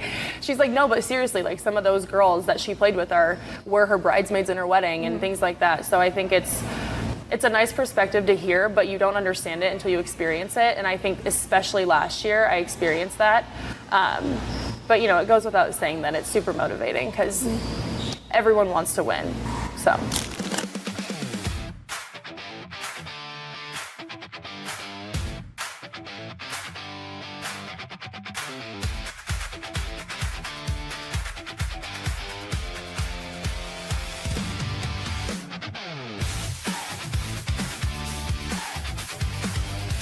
Everyone's talking about peptides.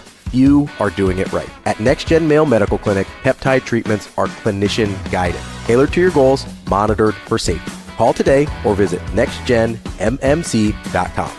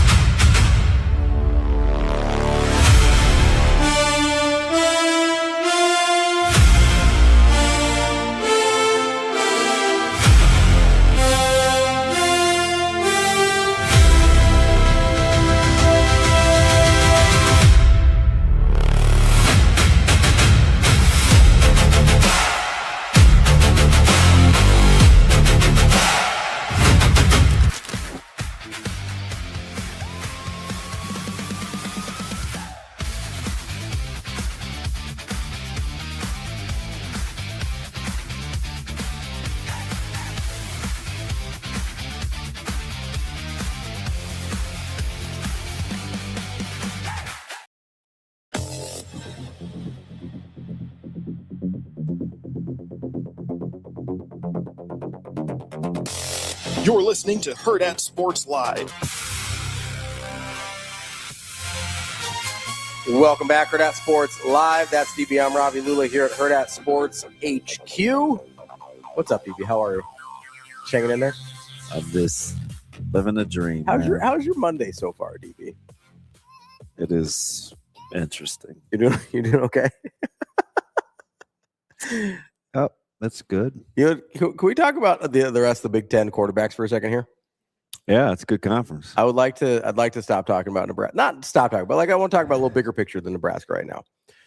So we did this exercise last year, right? Where we kind of go through the conferences and we go, hey, we really like the quarterback play here. We really like the quarterback play here. How does that relate to how we think of these teams in the national title conversation, right? Do you remember where we landed on what conference we thought had the best quarterback play? Last year? Yeah. Yeah, we thought it was the Big 12. That's correct. Do you think we were right in how it played out?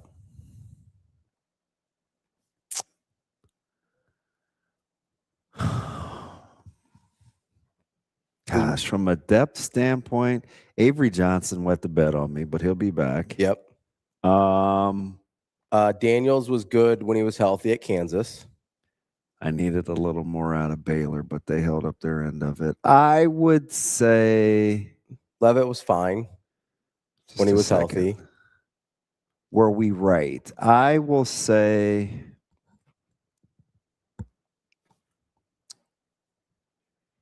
yes. Because I was right about the SEC quarterback play being way overblown. For sure. Like Lagway, Sellers, it didn't. Mateer, 2/3 of the season from Arch. Like, it's their top end guys it flamed. All poop, Garrett Nussmeier, like they all pooped the bed, right? It flamed. It definitely wasn't the ACC. So that leaves basically the Big 12 and the Big 10. I think we were right on the greatest depth of being in the Big 12. I would say so. I think we got that right. Yeah. We don't have to do the full thing now, but how much closer to the top do you think the Big 10 is this year with their quarterback play? Because I know you're famously not super as high on some of the top end as other people are. So we're talking, I mean, I just pulled up a random ranking. So let me see. We've got Hauser. So let's Calandria, Maava. Let's start Moore, Sand. So Dante Moore, Hoover. Maeva, Sayin, and Hoover, I think, are what people think are maybe the top of the bunch. Would you throw Nico in there? Oh yeah, in the top bunch. Yeah, because Nico's top 15, 18. He's top 18 in the country. Okay, so we're at 5 already. What do you do with a guy like Rocco Becht, who we know has been good before but hasn't played in this conference? I'm closer to being out on Becht. Okay. Completion percentage isn't very good. Closer to being out. I think playing catch against good teams in crunch time has not been his thing. Okay. So we'll put Becht over here on the side. We got 5 that we like so far, right? Damon Williams. I like him. All of our concerns are other stuff, not football stuff, right? He's a talented quarterback. Okay. So we're at 6 guys that we like now. Where are we at with Malik Washington, freshman phenom from last year? Pretty talented. Super talented, but he's coached by a guy that has the worst coach effect of any coach in college football since 2009, which horrifying. When Dave Bartu, it's a fantastic thread about coach effect. Yeah, if you don't follow Dave Bartu from Matrix Analytical, you should. Same with Adam McClintock. But but they know the professor. Yeah. Bartu kind of flies under the radar. We don't talk to him enough. We used to all the time. Yeah. It's fascinating on Loxley. He's the only one, speaking of that thread, he's the only one that's never had a positive coach effect. I know. In that time frame. It's unbelievable. And his negatives are deep. He's not even close. There's a pretty big gap between him and I think Sarkisian was 2nd or 3rd. Yeah.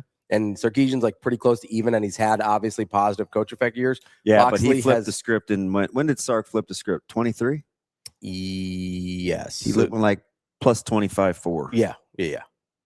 So he's had good years to counter, but Loxley's never outperformed his talent. I like. So do we put Malik in the group in quarterbacks we like group? I like Malik Washington. Okay, so that's 7 guys we like. I still like Bryce Underwood. I was going to say Bryce Underwood. So that's 8 guys we like. Yeah, I'm high. I'm famously high on Underwood with Jason Beck. So yeah, that's the thing. Yeah, that's a. Where are you at with Drake Lindsay? Well, for my sake, I hope it doesn't work. Yeah, for all of our sakes. I think he's going to be good in that system. Okay. I mean, he can spin it. Let's throw Calandria in there now. What do we do with Calandria? I like Calandria. But I like Calandria because I watch him. He's another. I like the system, the OC with the quarterback fit. I probably like Calandria better in person than I did on tape. Think so? Yeah. On tape, I was like, I thought, he was a really good playmaker. I knew I liked him in the red zone. I worried a little bit about his frame, but seeing him up close, that's why he's got good legs. That's why I was talking about his legs. Yeah, big running back legs. He's got running back's legs. Mm-hmm. And so I don't worry so much about, he's going to have to get down a little more. Mm-hmm. And I think you can just give me 7-8 design QB runs a game and do your thing in the red zone, right? By time. You got a wide receiver group that's pretty excited, thinking plays are going to be extended now and make them play 11 on 11 in the red zone. Yeah. All right. So we're at 9 quarterbacks in the Big Ten right now. Yep. Where's Colton Joseph? So I like him probably more than you do, but you do. Yes, I do. I like Colton Joseph. I think he's in a tough spot, but he had mine is more situational. He had a good him. second half. Yeah. I like Joseph. It's so far it's a good quarterback league. We're only 10. I think the only guy you said you didn't like, no, I forgot who it was. I don't know. It was early. It was Becht. You didn't like Rocco Becht. Yeah, I don't like him as much as most. Yes, still probably in this conversation on the back end of the guys we're talking about here. What do we do with Hauser at Illinois?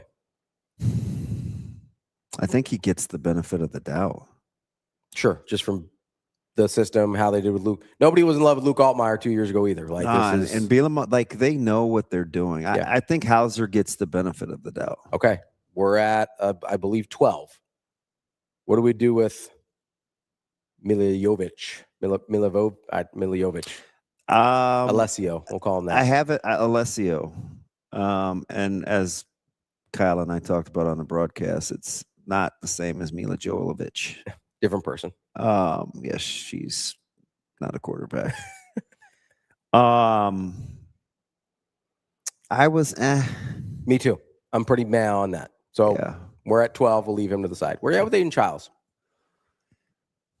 God, Nebraska broke him. He shouldn't have been in that football game. Like that was. I know. I was like, wow. That was bad coaching. When I saw him warming up to come back in, I said real time, I was like, he shouldn't be playing. If you told me that's the reason Jonathan Smith got fired, I'd stop talking about it. He shouldn't be playing. Yeah, I agree 100%. That was horrifying. He's talented. He is talented. God, Chip ought to be able to do some things. Chip and Jerry ought to be able to do some things. Pretty consistently underperformed. Hey, but on the sneak, I liked Braun at Big Ten Media Days. But I do like I went in liking him, so that was probably confirmation bias. Childs and Chip Kelly are another one of those quarterback OC combinations that I've got kind of like marked in my. And he gets Jerry Neuhausen. Got a little who was phenomenal last year at UCLA when he was when he took over for the play calling. I'm going to assume Ryan Brown, either Lonergan or Surface or whatever happens at Iowa. Klinsky. Yeah, Klinsky or Brown, whoever. Like, we're just out on the last 3. We're cool? Probably. I don't know enough. So we're 12 to 13 deep. Yeah. In an 18-team conference where you're like, hey, that guy could hurt me one way or another, right? So the Big Ten's probably going to be in our conversation. It's a pretty good quarterback conference. They feel a lot like the Big 12 last year in terms of the depth of quarterbacks. Yeah, because that's what it was. I don't think we were in love with anybody at the top as elite. No. We forgot about Sorsby. He was in that group too. Oh, yeah. He was really good in that group. Whatever we think about him now, he was really good in that group. I think the top end was probably like Sorsby and Levitt. From a production standpoint? Levitt certainly was on the top end. Fafita. Yeah, Arizona. Yeah. That was a good, Dampier, that whole collection of quarterbacks was good. Yeah. But we didn't have anybody that we were like, oh my God. Right. Number one pick in the draft, whatever. Yeah. And frankly, I think that's how we feel about the quarterbacks this year in the Big Ten. I know other people think Dante Moore is that, right? Yeah, he's not my favorite. But I think this is a very similar feel in terms of top to bottom, how we felt about the Big 12 last year. Yeah, I think a guy that could make a huge jump is Imaliava. I would agree. He's the one when you put in the coaching situation. Again, but I've liked him, so maybe I'm seeing. And plus, I watched him up close. I watched the ball come out of his hand. We literally. And you used to not be in love with Nico. No, I didn't. When he was at Tennessee, I didn't. You were not in love with because you're like, where's all this coming from? Because I didn't like, and I get it, right? That Heupel thing with coming with Saban and Urban Meyer, like they fall in love with that QB power run game when it's not cutting time. Mm-hmm. And that's really all I saw from him. Yeah. I was like, I don't know. But so I was going to say, Ben and I walked down there for the pregame. We probably spent 6-7 minutes kind of in their end zone, just watching him. And I just watched the ball come out of his hand, and I like him. Big talented kid. I think he's got.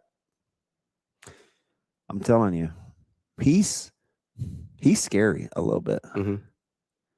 He is to me, right? I mean, like physically, he's kind of scary to me. Physically, you're gonna get anything you want from him in terms of just his ability to do stuff. Like he's gonna be. I mean, I don't know that this is a stretch that he's like just on pure physical tools, the most talented quarterback in the conference. Is that a stretch? Underwood's up there. Underwood's fair. Underwood's up there. You watch him. But two guys that we're not necessarily enamored with, right? I get it, and it's but for me, it's always the same. Like, can you play catch under duress? Yeah, and those two guys so far haven't been able to. Right. Nico's probably closer than Bryce. I would agree, but they're going to ask Bryce to do different things now with back in that offense. Yeah, I mean, I think I just don't. Underwood was such a reluctant runner. So you remember the talk last year, and we lost our minds about the Biff Poggi versus Sharon Moore thing and whatever. What did Biff do with Underwood that made him run? That Moore didn't. Yeah, he ran him. He's like, hey, this is actually what you're good at right now. Let's do that. Yeah, because we haven't figured the other part out yet. I'm only here for a couple of weeks. We're going to try and win some ball games while I'm here. Oh, Michigan didn't lose a game with an interim coach. No. I mean, I think we forget they were 9-3 last year. Like, they were pretty good. Well, I told you how I felt about SC or Michigan. Yeah. I asked Howard Griffith to say, like, they're clearly flying under the radar. Like, we didn't love Bryce Underwood. We didn't, obviously, the Sharon Moore situation had its own thing that happened there. But we talk about Michigan like they were 6-6 last year. Yeah. That was a pretty good football team last year still. Mm-hmm. They were 9-3 before losing their bowl game. Like, that was a pretty good football team last year with a true freshman quarterback. Like, and now you have an offensive coordinator. I mean, Whittingham's clearly an upgrade at head coach. Like, that's not a question, right? Yeah. I think Whittingham is in the neighborhood, at least, and maybe I'm out here on this. I think Whittingham. You're out here, right? This is where the magic happens. I think Whittingham is in the neighborhood of level of head coach that Harbaugh is. Like, I think that's what I think of Whittingham. And so not only do you get an upgrade over Sharon Moore, but you basically end up even with where you were before the Sharon Moore experience, in my opinion. You know the funny thing, because you have an affinity for him, and I know he's in the Big 12, but you love Sataki. Yeah. What can you look at Sataki's record, you guys, versus Whittingham? Because Whittingham won a lot of games. We went through his records at Utah. And I think Sataki did he not have a winning record? He is 3-4. 3-4? Okay. So what's the last 3 years? Because they've won 10 games. Have those losses been to Utah? So are you saying just specifically against Whittingham? Yeah. Okay, give me 1 second. Okay.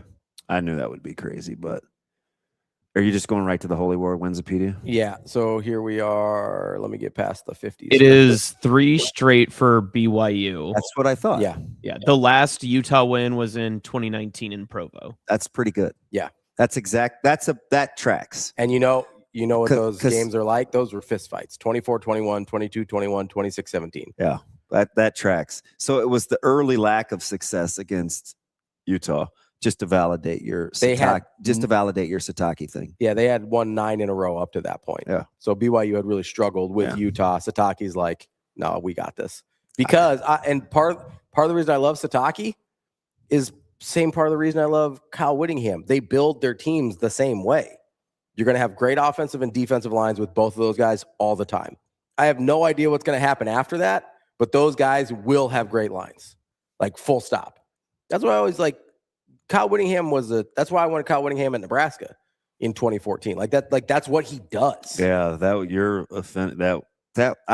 one of the things that I clearly first remember about you. Yeah, and that's before I was really doing this. I was just like, why are we? Because I was talking. I think I was like emailing you on your show. Yeah, you're like, I was like, hey, why are we not talking about Whittingham? Yeah, like and we posed the question, and I think at that time, Nebraska fans, it seemed like they thought he was too old. I mean, which is crazy in 2014. No, I know. I told you. But he was like 58 or something. He's like, or 56, 58 at the time. I told. Then they hired a guy that was older than that, so that's fine. Was it Mitch? Somebody I was standing with over in his media throng on the side session. Whittingham carries himself well. And I get it. People are upset with him that, he thought hate was too strong of a word to use for, the rival, or has no place in football and stuff like that. But you want your head coach to be level-headed, though. I do, at least. Like, my position coaches can preach the hate during game week and whatever. He still didn't say Ohio State. He said that other school. And I don't care what anybody says. Like, you can't manufacture that. No, you can't. You can't. And he's a guy that had to coach in the Holy War, so I'm sure he understands rivalries. So that's the other thing that I like. I'm 100% sure he understands rivalries. There were people that were like, "Oh, the Holy War is a picnic compared to me." It's like, no, you clearly do not understand the dynamics at play there.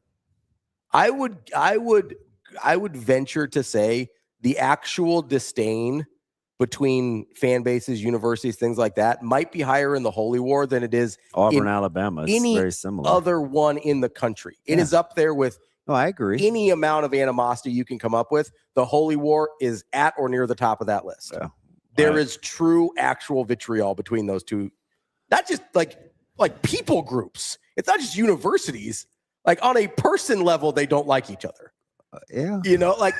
Well, I know but like for everybody else, it's like, oh, you can't be like. He probably looks at Michigan, Ohio State. It's like, oh, this is cute. Nah, I don't know about that. I don't mind a guy. It's a football thing here, though. Like, it's a culture thing there. Yeah, like they can't manufacture that. He hasn't even been on the job long enough. Yeah. Plus, his mentor was Urban Flippin' Meyer. Yeah, and you guys hired him anyway, so you probably should have known this coming in. You know what I mean? What do you like? Know what I mean? I don't know what you want. Like, I don't know what you want him to do.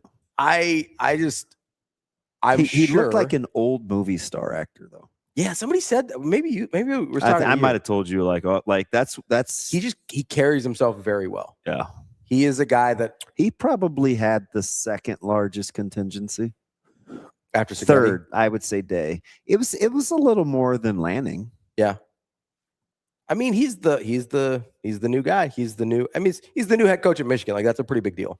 I think there's an unusual amount of pressure on Lanning in Oregon. Am I manufacturing that? No, there's no excuses left. And none. So this is part of the reason when you asked me if they had elevated, it's because like all the Chip Kelly teams, you kind of were like, oh, I said, is this peak Oregon? Yeah. Because I got the elevation part. Because you answered, I've asked you this twice in 2 weeks. Yeah, I answered pretty quickly both times. Yeah, and the first part I understood, right? Like where they are in the national pecking order. And he's definitely elevated that. The visibility. Yeah. Okay. But then I had to change it. Is this peak Oregon? It would depend on how you define peak. But the reason I still say yes is because when Chip Kelly was doing it, when even like the good years of Mark Helfrich, like the Mike Bellotti years on the back end before Chip Kelly took over, the teams that were really good that we're kind of talking about that made national title appearances and stuff like that, I still think there was always this element of this is a system thing. Yeah. Right? Hey, they don't like they would have been the first national champion prior to the transfer portal era to not have a top 15 recruiting class if they had won one of those national titles, right? Like they were this sort of outlier of, hey, we do it our way. We don't have to do it the way everybody else does. But you never looked at them and say, that's the most talented roster. In like late 2000s, early 2010s, you never, like from top to bottom, you never looked at that and said, that roster is as good as Alabama. Oh, Buckner. They had good teams. Don't get me wrong, but we never looked at them that way. We didn't look at them the way we looked at Georgia on their back. Yeah, okay. Like we didn't look at them like that. Yeah, they had a ton of guys get drafted, though. Right, but we looked at them coming in and going out, and coming in, they didn't have the hype. So we didn't talk about them the same way. My point now is the Lanning roster has no excuses anymore. Right? Like you could always make the argument back in 2010 or 2015, 2014, whenever they were in the title game, that you're like, Ohio State's going to be deeper on the defensive line. They're just going to be better there. Now, a lot of that credit, I think, goes to Cristobal from making them a physical football team, right? Because they used to get the finesse label a lot. Mm-hmm. That on Cristobal, that ended. That ended on his watch. Lanning's continued it and has done a good job. But the lack of physicality in Oregon ended on Mario Cristobal's watch. I would agree. And that was the other part. I would agree with that. That's the other. When I'm talking about like roster and stuff, I'm like, we wouldn't look at them physically, especially up front, and say they're equal to the task of a Georgia or Ohio State. See that again. Oregon preseason AP rankings. Yeah, I mean, look at that.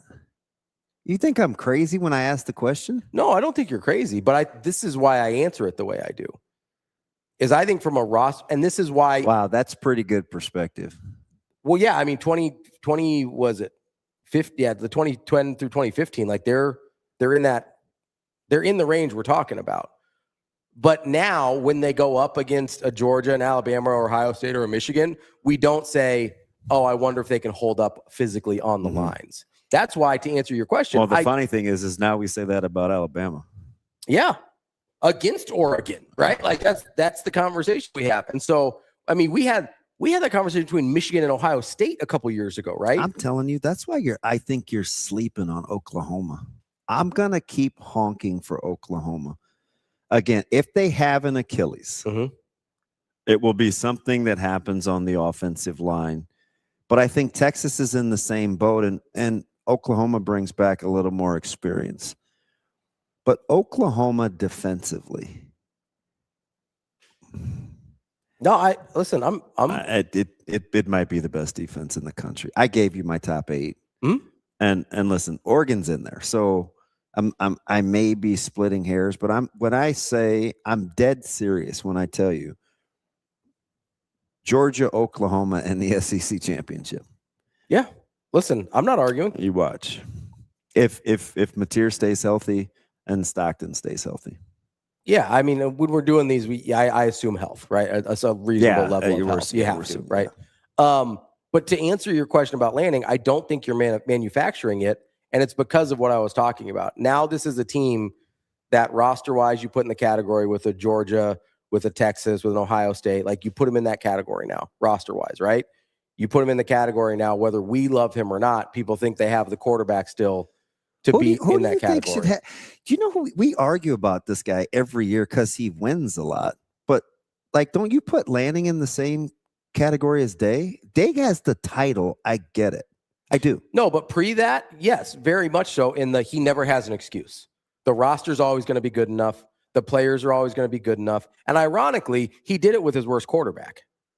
And won a national title in a year in which people wanted him fired.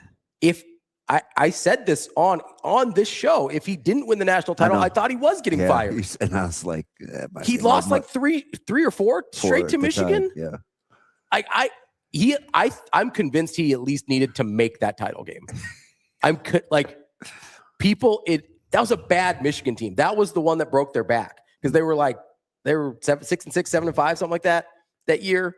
And that was the Michigan team that's like, okay, we'll break the streak, whatever, we'll be fine. And then he loses to that Michigan team that I think had Alex Orji taking snaps for him. Do you know how funny it is that the guy that we were trying to run out of there in Brett Venables, we had these conversations with our national guys. We talked to our guy from the Daily Oklahoman, and it's like Venables may come out of this thing smelling like a rose. because he's made it through to the other side. Yeah. I mean, I think you would make the same argument with Ryan Day. Different situations. That's what made me think of it. So I'm not saying you're crazy, but a little different though. For sure. They inherited Oklahoma, for what it is, this is relative to Ohio State. This is going to sound crazy, but you get the point of how Ohio State's they're kind of recruited. Oklahoma's a little undermanned. I was going to say they give a little plucky underdog. I'm not going to lie to you. I'm not even a little undermanned. I'm not even being facetious. But also part of it. So part of that, this goes back to my Oregon point. I felt like Oklahoma under Lincoln Riley, as many games as they won, when they went up against the Georgia, Alabamas of the world, even though physically couldn't hang.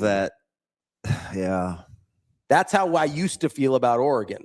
Now that's where we're getting like Oklahoma's almost flip-flopped, where it's like, well, I hope they can score enough points, and I hope Material's good, but physically you don't worry about them anymore. Venables fixed that, right? This is this thing we do even when coaches are successful. We kind of go back and forth.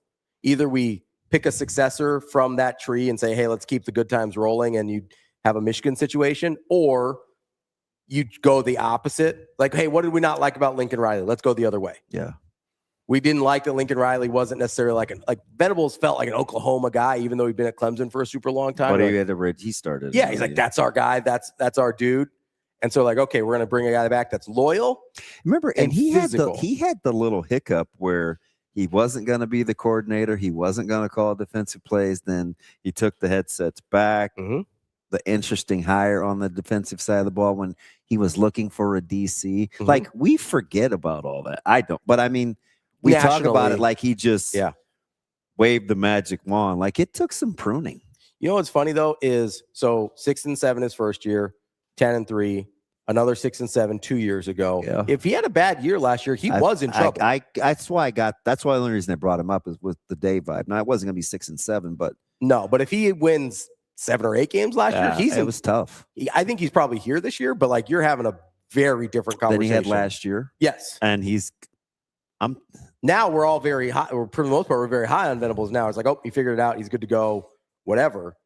But all the Texas talk, it needs to be Oklahoma talk. Texas is going to be interesting. How about Brett Ciancia having Bama? That was 8th in the SEC? I believe so. Did I hear that right, you guys? Do you remember Jimmy Neutron? 8th? I have the pick 6 previews. Yeah. He sent it to us. We could look it up. I don't remember off the top of my head if it was. That sounds right. Yeah. The one, but I was focused. I was focused on the college football playoff because he's got Tech. He's got a couple teams in there that I don't think are going to make it. Who? Texas Tech for one. No, I get that. But I also But you do admit though, if you just look at he said, hey, thanks, Jack. I thought that's what he said. I'm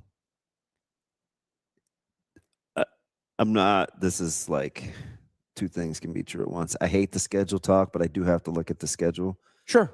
I get what their schedule is. Yeah, Texas Tech gets huge. Their toughies are at home. I also think now you do have to go to Waco and Stillwater late. And again, maybe they have an Arizona State hiccup like they did last year, but I also look at that and I go, okay. Listen, I'm not in on Tech either, so you don't have to convince me. Because of what their schedule is, they're not going to get much benefit of the doubt either. So like they're not going to get the Notre Dame benefit of the doubt if they lose too early. Like you're not going to still be in that conversation. And so the other part of this is, and I think this is important, Sam sort of brought this up about something else. It's important that it's a committee and not an analytics situation with the playoff this year for Texas Tech specifically. Right. Because the narrative around them is not going to do them any favors. They will have to overwhelmingly be deserving to be in order for any actual human to be like, yes, let's reward Texas Tech. I believe that to be true. So like, but there is a human element here. Where do you see, you've got to come up with 2 losses. Yeah, let me look at their schedule. I think Oklahoma State. We've gone through it 100 times. I think Oklahoma State's one of them. Late? Yeah. I think they go back-to-back Stillwater, Waco, if I remember right. I also maybe some. It pisses me off that they avoid BYU, but I also think maybe they could lose to Houston. Yeah. Is that week 3 or 4? That's 3. It's at home, but it's week 3. I like, you know me in Houston. You like Houston. And I think they could lose to either Oklahoma State or Baylor. That gives Are those me the last two or two? The last one's TCU. Okay. That's on a Thursday. Thank you, Neutron. So I look at this and I go, okay, I see 3 losable games. They could lose to, but here's the other part of the equation that I do think, okay, they make a Big 12 championship. If they lose in that, I also think that is they'll be penalized for that pretty aggressively, because I don't think the committee wants too big. Like, I don't think they're going to see 2 Big 12 teams as worthy of being in the title or being in the playoffs. The other part of this that I think about is, okay, it's not just the Sorsby situation, which I do think, like, you don't have a quarterback that you know anything about, really. Mm-hmm. Like, whatever we think about Will Hammond, we know way less about him than Sorsby, right? The other part of this is they did have 2 really important defenders leave the program in Bailey and Rodriguez. I know. Listen, right? So, like, I get they brought in really good guys. I talked about Rodriguez in the pregame shows and the storylines, like the emotional part, part of that, and then what it's like to be the hunted after a tumultuous offseason, right? And you've been there. Yeah, it's difficult. It's a way different thing. And you have to be. Nobody hated Texas Tech last year. And you guys, wasn't it you that tried to convince me? It was a national guy, and I think you might have been riding with him. Remember the fascinating discussion we had where I said you have to be built a certain way culturally if you want to repeat and you're withstanding criticism. I remember that. Right. And was it you guys that were trying to tell me, since you have new guys, it makes you less susceptible to the pressures? So him and I were sort of saying different things about the new guys. I was saying that there is less, the history of things matters a little bit less because you didn't experience it there. And you're typically the less time you're at a place, the less sort of invested you are in the history of that place. I think they were saying with the Sorsby thing that it might bounce off them a little bit quicker. Yeah, and I think, and I'm saying right, just the opposite. Like, I think you have to be thin-slated a little better. Yeah. Because sometimes when you bring in new guys, it's like, well, that wasn't a part of me, and it can go the other way. Yeah. Like, I wasn't a part of that. Again, that's what happened with, like, the Florida States and LSUs of the world the last couple of years with their transfer halls, where it just didn't ever come together, right? So I think when you're looking at Texas Tech, Does that sound weird to say, Jeremy? He's like, I'm rooting for Colorado against Tech. I'm rooting for everybody against Tech. But I think everybody's going to root for the other team against Tech. And that's a thing that Texas Tech has not experienced before. Everybody. Yeah. Texas Tech has never been you have to be wired different. Texas Tech has never been the boogeyman, right? Yeah. Like, they've never been, even under Leach when they were really good, was not for long, like at that elite level, it was like only a couple years, right? The very end, like the Kingsbury, Michael Crabtree years, right? But this is a new thing for Texas Tech of being both nationally relevant and hunted. I don't know, especially with the lack of leadership, for like emotional leadership from a guy like Jacob Rodriguez to kind of like hold everything together. I do wonder what that looks like with a bunch of new guys, a bunch of mercenaries on the roster. But they do bring back a good unit, though. That was there a year ago. Sure, yeah. A good chunk. I just wonder what it looks like when. No, I'm with you. The two top. I don't even need that much convincing. Like the 2 top end guys on a defensive unit that allow everybody else to look like they're good at their job. Yeah. Like, that's a different thing too. Like, it allows everyone else to fall into place. So I don't know. I think Texas Tech is, the variance on Texas Tech for me this year is really high, because I think there's a version of this that just sort of doesn't work. But it's a lot of intangibles, because you'd look at the schedule and you'd say, yes, schedule and roster, and you're like, that's pretty good. That's pretty user friendly. But I've also, not to keep bringing up Florida State, but I've seen way more talented Florida State teams just poop down their leg because they just couldn't figure it out. Yeah. Pretty consistent. Like, that's been the last 2 years in Tallahassee, basically. So you're like, hey, you shouldn't be losing to these teams. It's like, yeah, we're going to anyway. It's what happens. It kind of is what it is. The Matt is not rocking with Jeremy. Well, it just sounds weird to say, but I get it. No, I'm rooting for literally everyone against Texas Tech this year. I'm not going to say, hey, I'm and then insert that team's name. But I do hope Tech loses. I hope Tech loses every game. I hope they go 0-12. You know, like, hope they lose every game. Is what I don't know. If I had to power rank the games I hope they win, Colorado's pretty high on the list. Like if they're going to go 1-11 instead of 0-12, they can have Colorado. But then after that, you want Colorado to wet the bed too. Yeah, I want Colorado to lose every other game. I want Texas Tech to go 0-12 and Colorado to go 1-11. Give me Sam Houston over Texas Tech week 3. Give me Abilene Christian over Texas Tech week 1. I wish it was the Bearcats of. I wish it was the Cats of old, like 2018. That Sam Houston's, for whatever the reason, they used to be dogs. Hit the skids. They used to be. Oh, that used to be a great FCS program. And they got sweet uniform. They made the jump so quick. Yeah, I'll say that. Speaking of making the jump, how do you think North Dakota State does in the Mountain West? I like NDSU. I'll be interested. I don't know what to. I don't know. They did Nebraska's coaches clinic this last time around, so I'm a little biased. Remember our walk and talks? Mm-hmm. I'm sure their staff thinks I'm crazy, but I kind of low key cheer for NDSU. But I think it's a fast jump. It is. I mean, that is a. Let me look at it. That's pretty funny. Was that a meteor? I got to look at quick throw tortillas at it. NDSU's schedule. I got hit by a few of those. That was the Byron Hansbard days at tailback. Big Byron Hansbard guy. Now we had to play against him. He's a tiptoer. We saw Zach Thomas. I think Zach Thomas had 226 tackles against us. Let's take a and I had a crazy, was it my senior year? I had a crazy, ridiculous, yes, punt return. No business fielding a ball. It was short and beelining to the sidelines. Yeah. But I was weird. Pissed. No. I was like, yeah, I'm going to make a play. I fielded that thing and dang near housed it. And I was like, nothing I would recommend. Terrible decision to field that thing. Listen, sometimes you just got to do what you got to do. Listen, I want the rock. If you ain't going to hand it from me, I'm going to take it. Yeah. Coach McBride was like, you crazy MFer. Sorry, Coach. Let's take a quick break here. Coming up at 9:30, we're going to talk to Ryan Clark of the Oregonian to talk about those Oregon Ducks as we continue along Nebraska's football schedule this year on our previews. That's DB. I'm Ravi. Lulla. We'll be back. More Hurrdat Sports Live after this.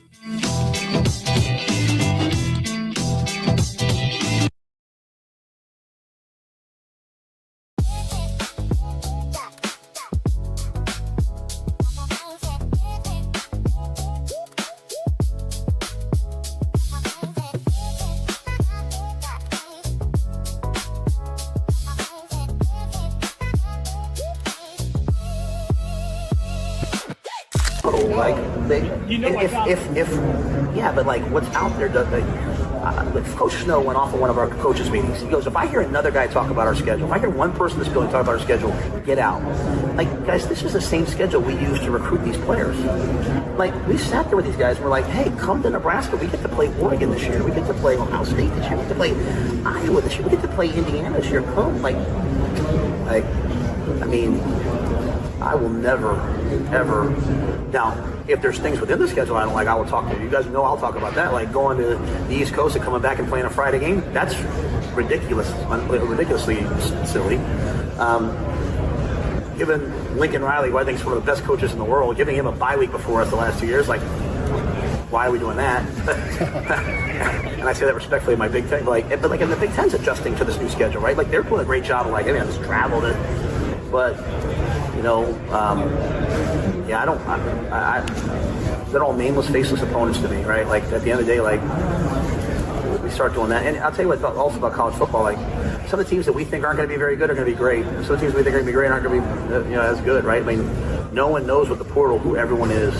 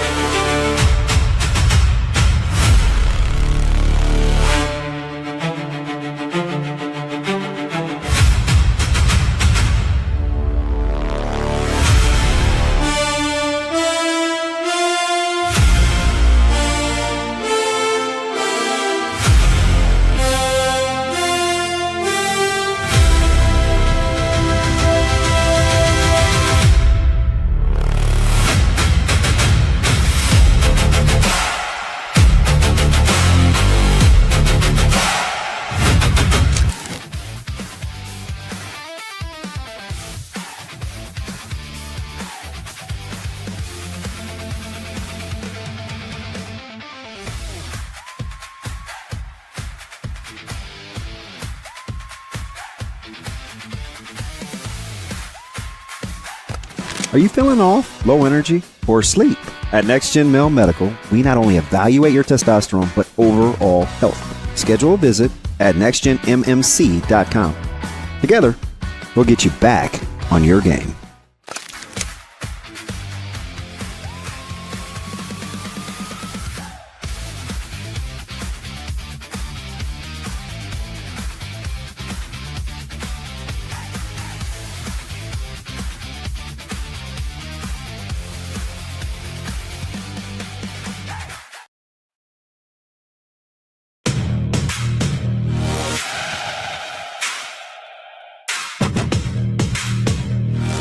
You're listening to Hurrdat Sports Live.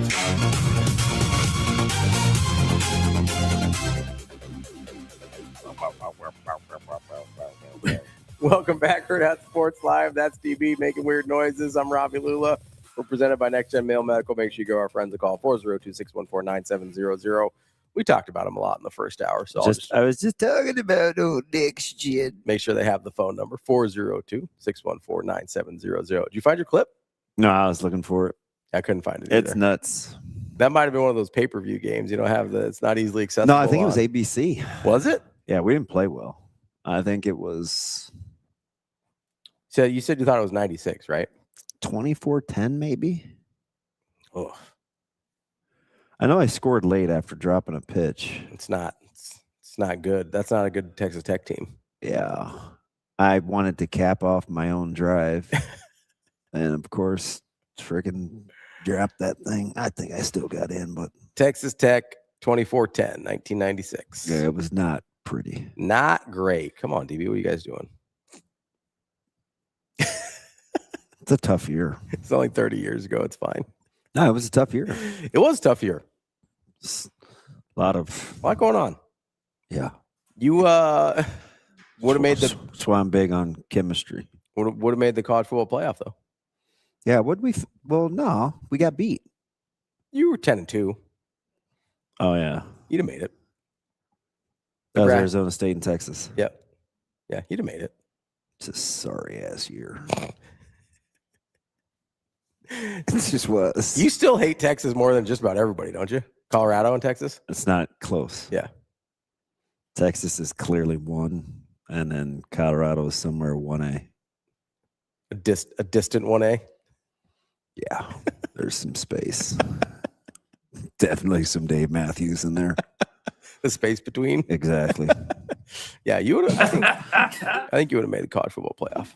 Damon, can I tell you something? You can tell you. When has that ever stopped? When's permission ever stopped you? Yeah. I told Ravi this, and he thought it was hilarious. Last year, when I was playing my college football game, yeah, I was Nebraska. I made myself the head coach. Yeah, and your son transferred. Awesome. To Texas. Where did you transfer to? That might be the dumbest thing I've ever heard. He ended up winning the whatever Jim Thorpe Award. If he ever wanted to like have me never talk to him again, or at least push those boundaries, just see how far it actually goes. Yeah, I did my damnedest to keep him, but he wanted it was like pro potential. I was like, dude, I just put 2 corners in the league. What are you doing? Yeah, they move tomorrow. When they move back in?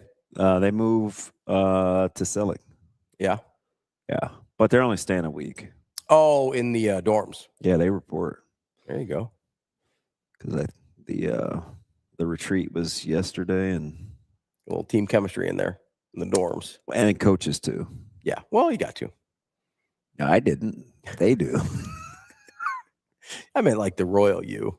Yeah. You know, yeah, they moved only a week. I wonder what you do if you have pets. Hire a pet sitter, I guess. Lord knows they can afford it. Well, it's the nice thing about being in Nebraska. Shoot. I mean, some of them have special friends that can help take care of their animals too. Special friends? Special friends is hilarious.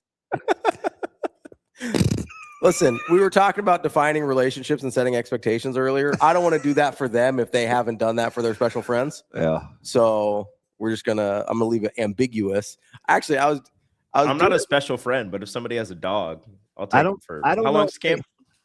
He's just a week. No, they're I'll only take a dog. They're only in the dorms. They're for a only week. in Selleck Yeah. a week. Yeah, I'll take the dog for a week. Let me give you the schedule if you buy me some time. That's here. what. So I got it from DB because whenever Caleb has a friend, he's like, oh yeah, he's got a little friend. Yeah, he's got one of those now. So I just call him. It's a special friend. We don't have to be too specific. That's what I'm saying. If they haven't defined the relationship, I'm not going to make assumptions for them. Yeah, and I'm not contributing just yet because it's important for them to have that conversation on their own. And I told him he got mad. I said, you can be good at 2 of the 3. You decide which one you're just going to try to get through. School, football, relationships. Yep. But you better pick the right 2. Well, he ain't like that. You know what he said? Because he wanted to revisit it. What's that? Here, I got to show you the schedule first. There's not enough hours in the day to be good at all 3. That's why I'm not a parent. I want to be good at tennis and my relationship. That's all the time I got for. Oh, I kind of like that. I definitely picked track and relationships. You're not so good at school. I was not so good at school. When I was in college, I picked 0 out of 3. I was over. You are special. I wasn't trying, but I guess it's what happened. No talks. Nothing till Wednesday, Jack. Somebody talks Tuesday. Coach Rule doesn't talk until Saturday. Saturday, right? Yeah. He's got a minute. He's got a little bit. I'm sure you can't wait. Listen, it's exciting. What was the second question? Second question. I don't know. It's about special friends, defining the relationship. I don't know. Oh, I said that, and he goes. He said he wanted to revisit it. Yeah, he was a little upset at dinner. So this was Thursday. Yeah. And I said something at dinner about, I was kind of joking, but kind of not. And he said, so he didn't say anything then. He texted you Friday. He texted me Friday night and he goes, I need you to do me a favor and call me tomorrow around 1-ish and ask me about, are you going to be able to focus during fall camp? I have a lot to say. Awesome conversation. I don't want to forget about it. Talk soon. He texts you like you met at a networking event. Safe to say, I think he thinks he's ready for fall camp. Would love to circle back on that dinner conversation at some point. It was in passing. That's what I mean. He's like, hey, DB, great to connect the other day at the conference. Let's circle back on our discussion and see if we can make how he talks. And see if we can make some headway on a solution. Like that's what I mean. He texts his dad like he's met at a networking event. I tried to be slick and say it in passing as I was kind of like cooking. My back was to him. He was kind of at the table. And he was like, I'll be ready for camp. And didn't say anything. So it was awkward. Zoe's looking like, ooh. It's like when you make a joke and the person takes it like 100% seriously. And you're like, I mean, he's weird about that just because of what he tried to put himself through in the off season. Mm-hmm. So we talked. He'll be fine. I'm just saying. I know, hot, right? But that's how he talks. Valid he concern. Said Chat GPT. No, he does. He talks like he talks like he's networking with his dad. Whew. Got to circle back. Oh, this is something I actually agree with. What's that? It's posted. Luke Lindemeyer, married, Big Ten distinguished scholar, and if freed by the coaching staff, has the talent to be all Big Ten tight end and possibly up for All-American honors on the field. Yeah, Coach Rule said that. He said he's going to be up for an All-American. That's 100% accurate. Yeah, I think that's true. It's the first time I can, and I don't want to slight anybody, so I could just be misremembering. Mm-hmm. But when do you remember 3 guys going to media days that you knew were going to play on Sundays? Oh, that's a good question.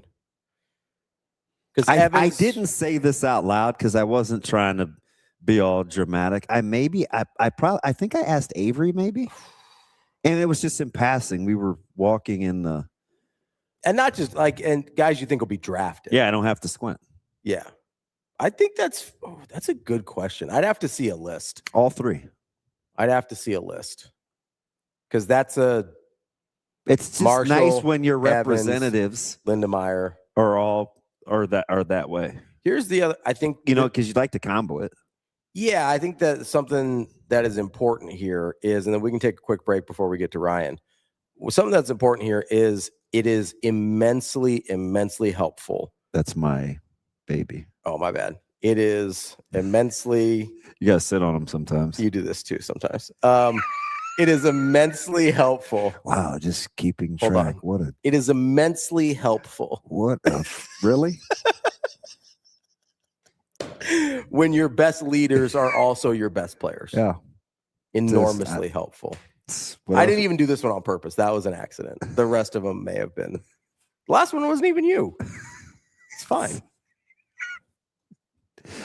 I hate everybody. Throw the bones. Let's take a quick break. We'll be right back with Ryan Clark from the Oregonian to talk a little Oregon football. That's DB. I'm Ravi Lulla. Let's Hurrdat Sports Live.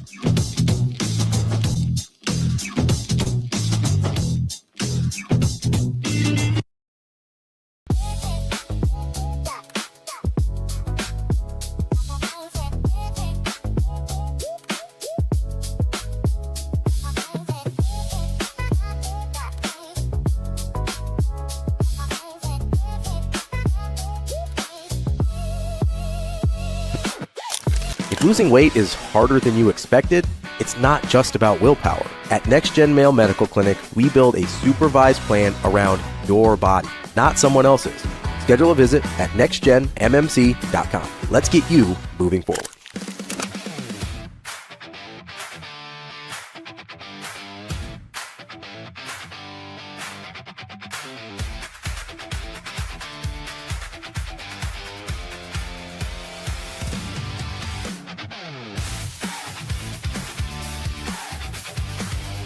Feels like a tireless job right now. What motivates you personally to push Omaha forward to the highest level every day?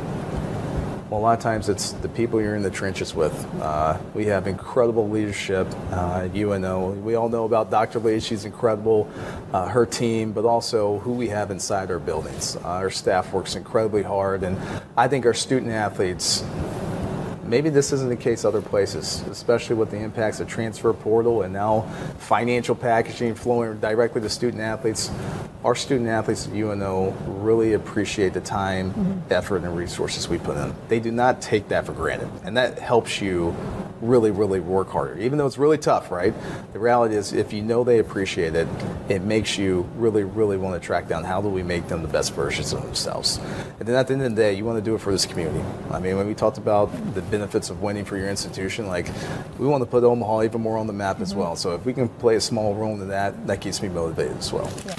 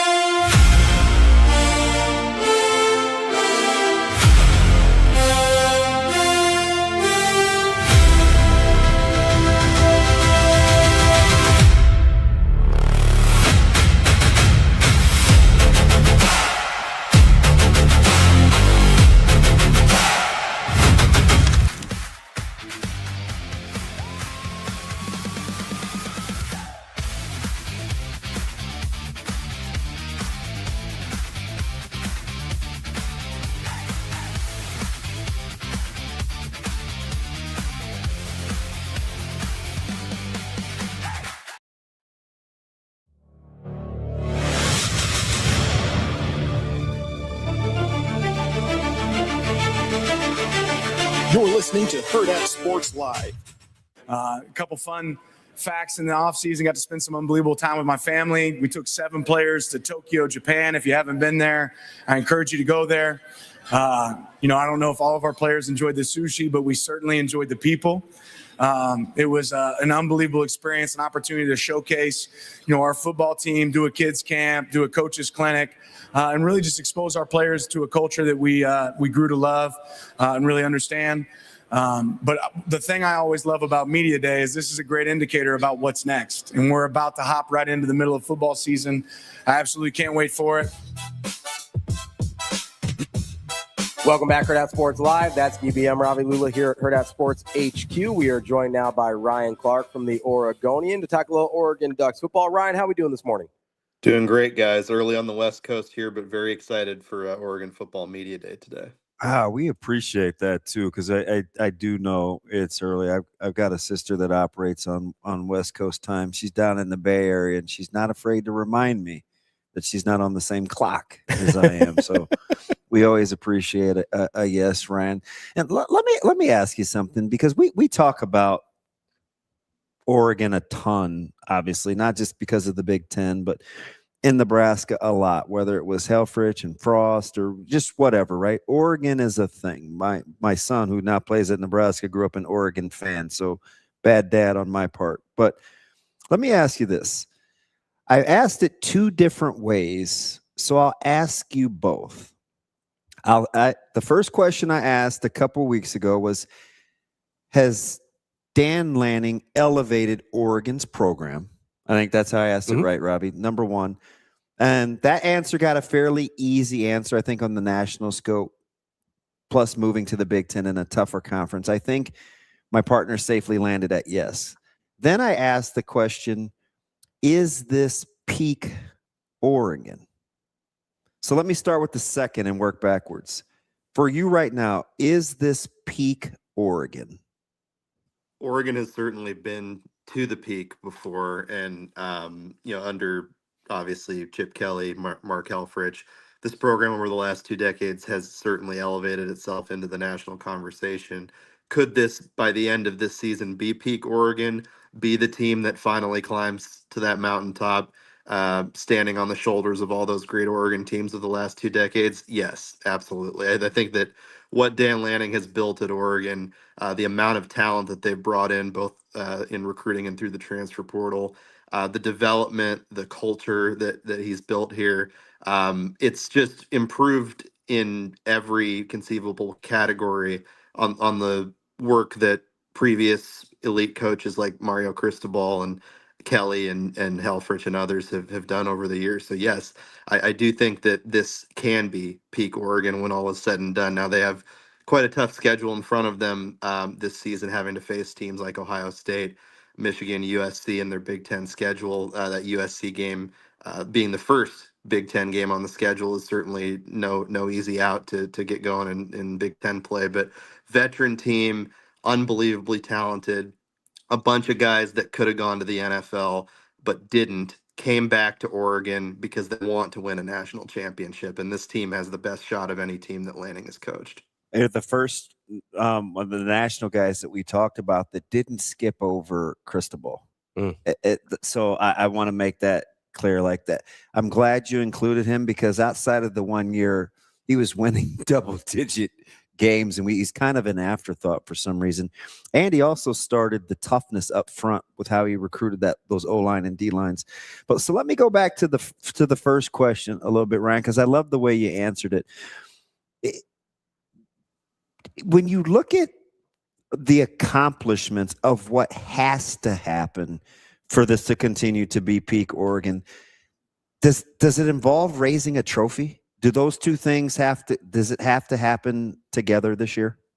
I do. I think that all the chips are sort of being pushed in this year with the amount of veteran leadership and talent that this team has.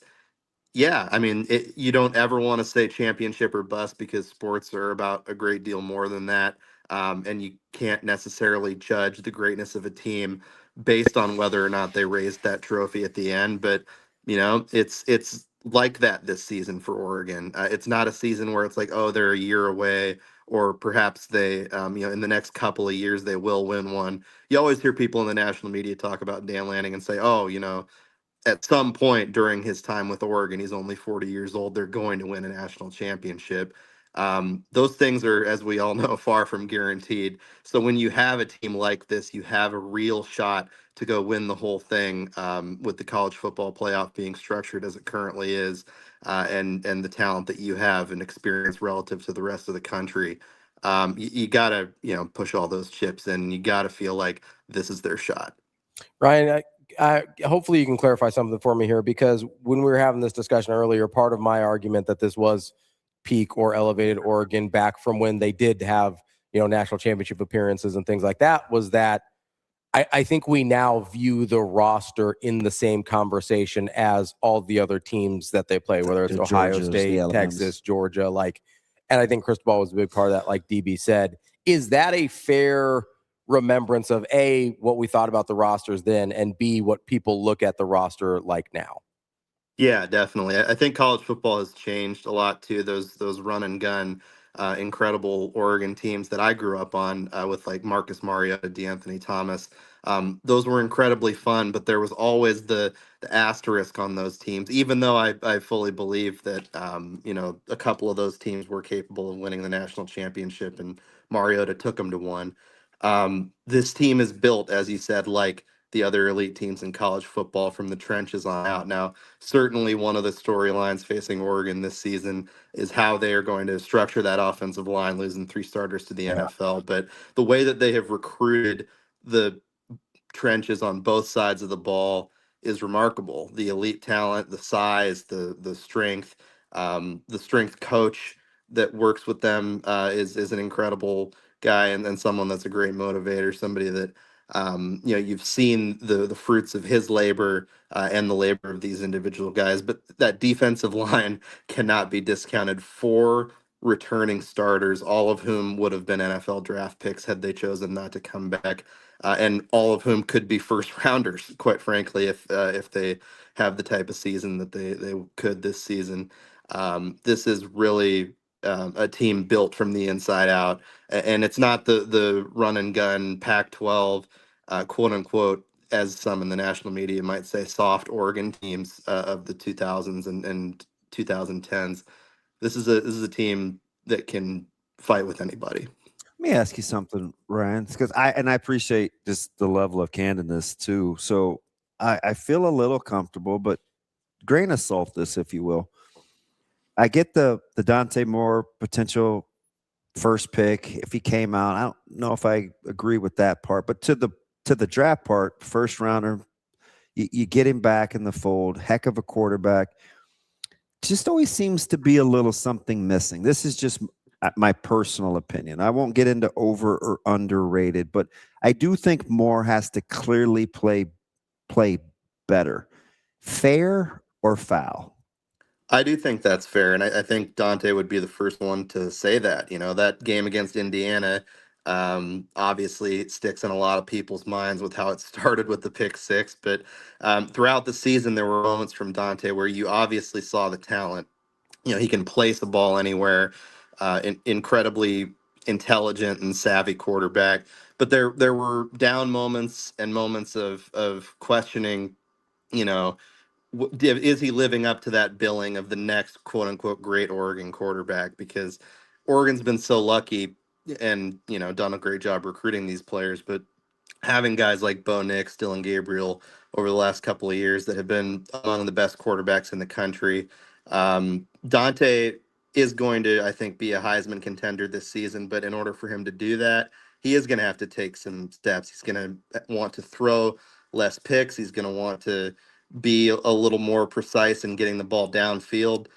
I don't think he's going to have as much trouble with that this season as he might have during stretches last year, because these pass catchers have really improved. You lose Kenny and Sadiq, which is a massive loss for an offense that relies on the tight end like Oregon does. But you gain Evan Stewart back, a guy who is an elite downfield receiver. You've got Jeremiah McClellan, who might have the best hands in college football.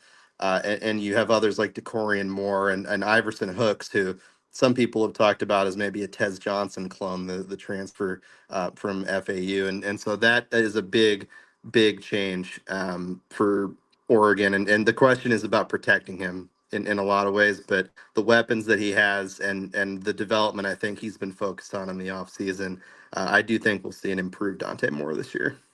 Ryan, if Oregon fails to reach the lofty expectations that they have and that they've earned, frankly, what happened? What went wrong? Is it the new offensive line? Is it Dante Moore not getting to that next level? If you're looking at this holistically, like what is out there, and we'll take kind of injuries out of it, right? Because we can't predict those. But what's something that you're looking at as like, hey, if it doesn't go the way Oregon wants it to, it's probably this. Yeah, certainly the path in the college football playoff is a big difference. You think about that Oregon team 2 years ago, running into a buzzsaw with that Ohio State team in the Rose Bowl after that long layoff. Now, that's not an excuse, and certainly Dan Lanning would be the first to say that, you can't just chalk it up to the layoff. But the path for you, who are you going to face in a potential quarterfinal, semifinal? What are you playing like at that time? All that factors in. But the biggest thing for me on both sides of the ball is going to be how do you replace two coordinators? How do these two guys come in and step into these roles that Tosh Lupoy and Will Stein were so successful in over the last couple of years? Oregon has had a very unusual amount of consistency at the coordinator spots over the last few seasons, having Lupoy and Stein around under Lanning. Teams get their coordinators poached all the time, and their decision to promote from within, to hire Chris Hampton as their defensive coordinator and Drew Maringer as their offensive coordinator. How is that going to play out? Because we know these guys have had experience calling plays in practices. We know these guys, played a key role in games in terms of calling plays and assisting Will Stein and Tosh Lupoy. But how are Hampton and Maringer going to step into those roles and get Oregon to the point where they don't get blown out once they run into the eventual national champion in the college football playoff? Because that's been how the seasons have ended the last 2 years, is they've frankly been outcoached by great teams with great staffs. And Oregon believes in its staff, certainly, but having two first-year coordinators, even if they have experience at other places, is something I've got an eye on. Let me ask you something, Ryan. I get the Big Ten talk, but something interesting. I always look at kind of early season intrigues, and I know Boise has to come there, but playoffs 2 years ago, they 9-5 last year, heavily penalized team, not super disciplined. But the triumvirate, head coach, court, OC, DC, come back. They've got 19 portal additions. Spencer Danielson and company as a coach, does that team worry you at all? I don't think it worries me as much as it's something that I certainly don't think is going to be a walk in the park for Oregon as a first game. You look back 2 years ago, that Oregon team that was undefeated in Big Ten champions. I was at that game against Boise State. There were people sweating, and this is a Boise State team that has a chance in the new Pac-12 to make a run at a college football playoff berth. And what better way than to make Oregon sweat again and have that on your resume? Do I think that Boise State has a real shot at an upset in this game? No, but I do think that if Oregon is not careful, if they don't have all of the pieces moving the way they want to early in the season, if Maringer and Hampton are still figuring things out at the coordinator spots, this could be a slightly uncomfortable game for a team that has national championship expectations. But I'm sure that's front of mind for Dan Lanning, not to have another early season game against a opponent that you should beat by several scores that ends up being closer than it should be. I don't think they should look past that game by any stretch. Ryan, have you looked at any 3 or 4 game stretch of the schedule and kind of said, hey, this is going to define the season for Oregon? Yeah, I mean that stretch near the end of the season where they head on the road to Ohio State and then come home and play Michigan, that is certainly the one everybody has circled on Oregon's schedule for this year. And I don't think you can discount either 6 days after that Michigan game going on the road to play Michigan State, a team that more than likely I think will finish near the bottom of the Big Ten, but that's got trap game written all over it. When you're late in the season, you have designs on much bigger things. When you're Oregon, you might be undefeated at that point by the time you roll into Columbus on November 7th. That's obviously the biggest game of the season for them against the Buckeyes. If they lose it, does it take them out of the playoff picture or the national championship picture? No, I don't think so. especially if they've won all their games to that point and finished strong after that. But certainly facing two of the Big Ten's all-time powers back-to-back weeks in November, you're beat up. You're looking ahead to the playoff and potentially the Big Ten championship game. That's the one with the big red circle around it. Ryan, let me ask you something. Is it popular or unpopular, right, wrong, to say that do Oregon fans feel like that staff needs to be better on Saturdays? I think that Oregon fans can, and given the emotion of how the last couple of years have gone, understandably so, be prisoners of the moment at times and focus on, hey, the way that we played in this game is an overarching grand sign of our failures in X category. I saw obviously a lot of pointing at Will Stein, pointing at Tosh Lupoy at different points over the last two seasons. I think Lupoy got it after the Ohio State game, and Stein maybe more so after the Indiana game last year. Yeah. But certainly the staff does need to be better. I think that this last season, you can't discount the fact that both of those guys, being Lupoy and Stein, were essentially doing two jobs at the same time. Yeah, they're both head coaches. Both now head coaches, and they even in Indiana has come out and said that was a big factor in how the game went, because those dudes didn't sleep, man. I mean, Tosh Lupoy went down to Hawaii to talk to Jaron Kiawe Sagapolutele and his family, and he slept on a park bench in a suit, like the same suit that he had for his introductory press conference at Cal. So you can't discount the role that played in it. And why do you think Dan Lanning has talked so much about the calendar? Because it screwed them over, especially in that case, not having their guys really be in the best position to help the team succeed. All that aside, do they need to improve? Yes. Do they need more out of Drew Maringer and the others on the staff this year on offense in terms of the quality of play calling? Yes. Do they need Chris Hampton to continue doing what he's done such a great job with the DBs and take that into the holistic look at the defense? Absolutely. I just got to give you a hat tip on that pronunciation. That was flawless. I mean, it was just that was nailed. I mean, that just right out. I was very. And the only reason I know it is because occasionally I have to get behind the mic on game days, and so I always just practice difficult names. And yeah, Sagapolutele. That one's a mouthful. That's fantastic, RC. Let me stay with this a little bit. With Moore's experience, right, and sitting a year, are you willing to give a little more grace on the transition of a new OC just because of his overall maturity within the program, or is it something that we need to be keeping a close eye on?